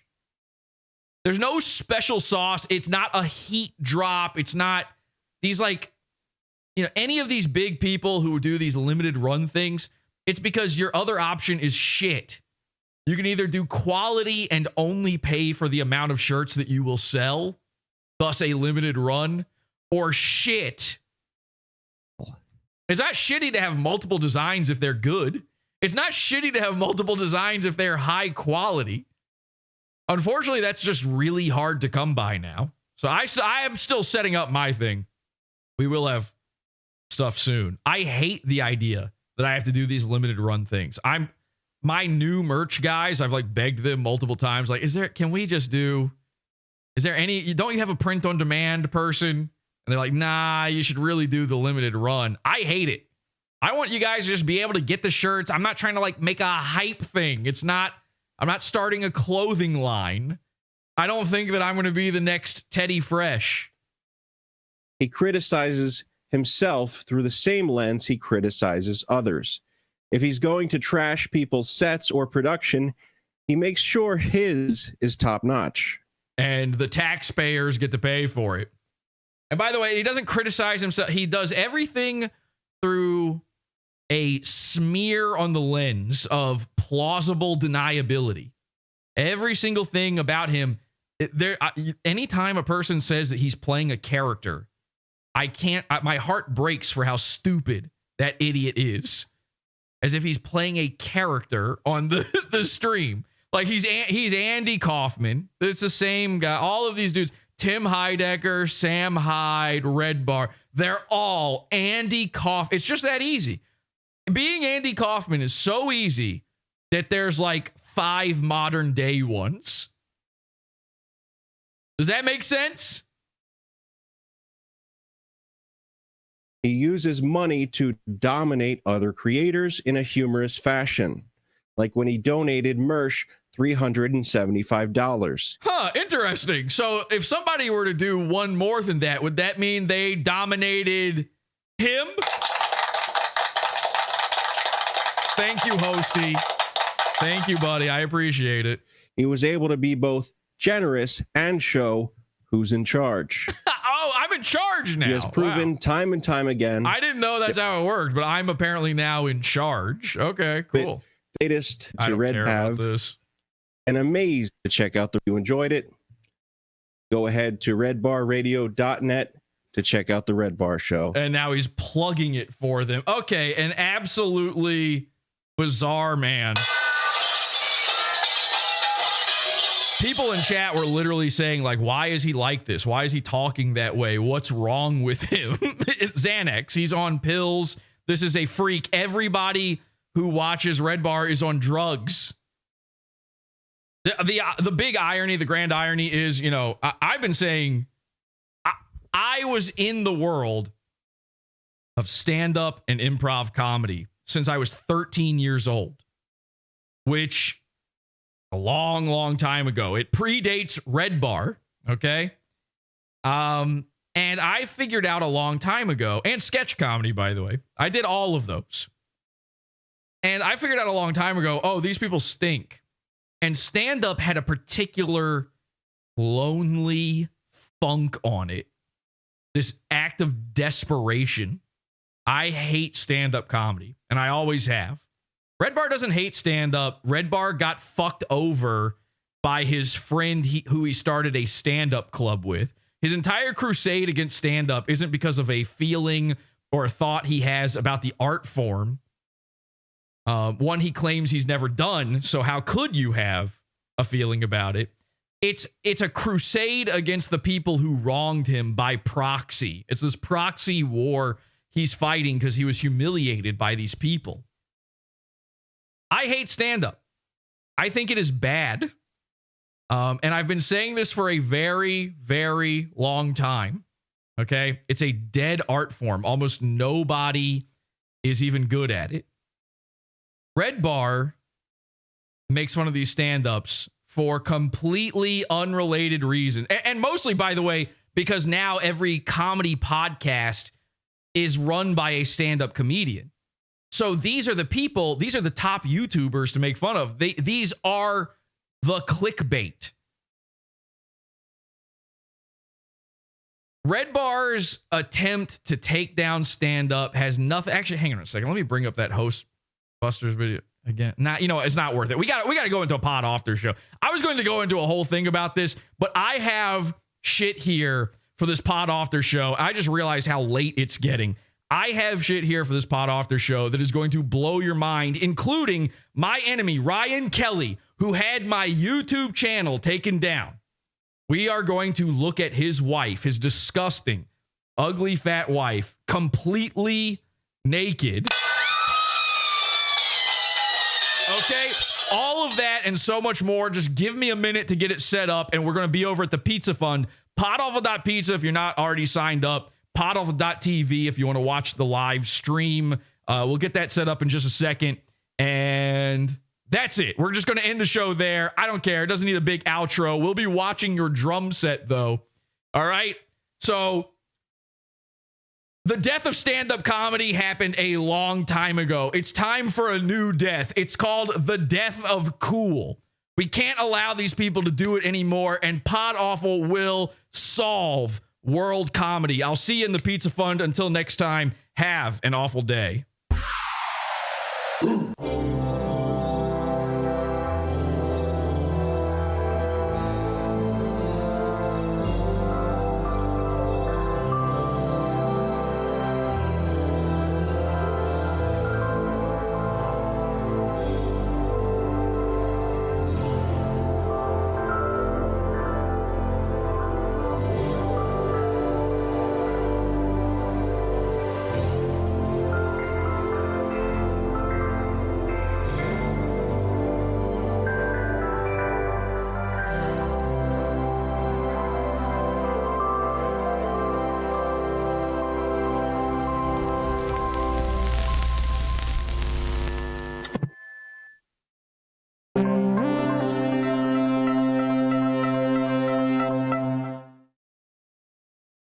Another hit show, Robin.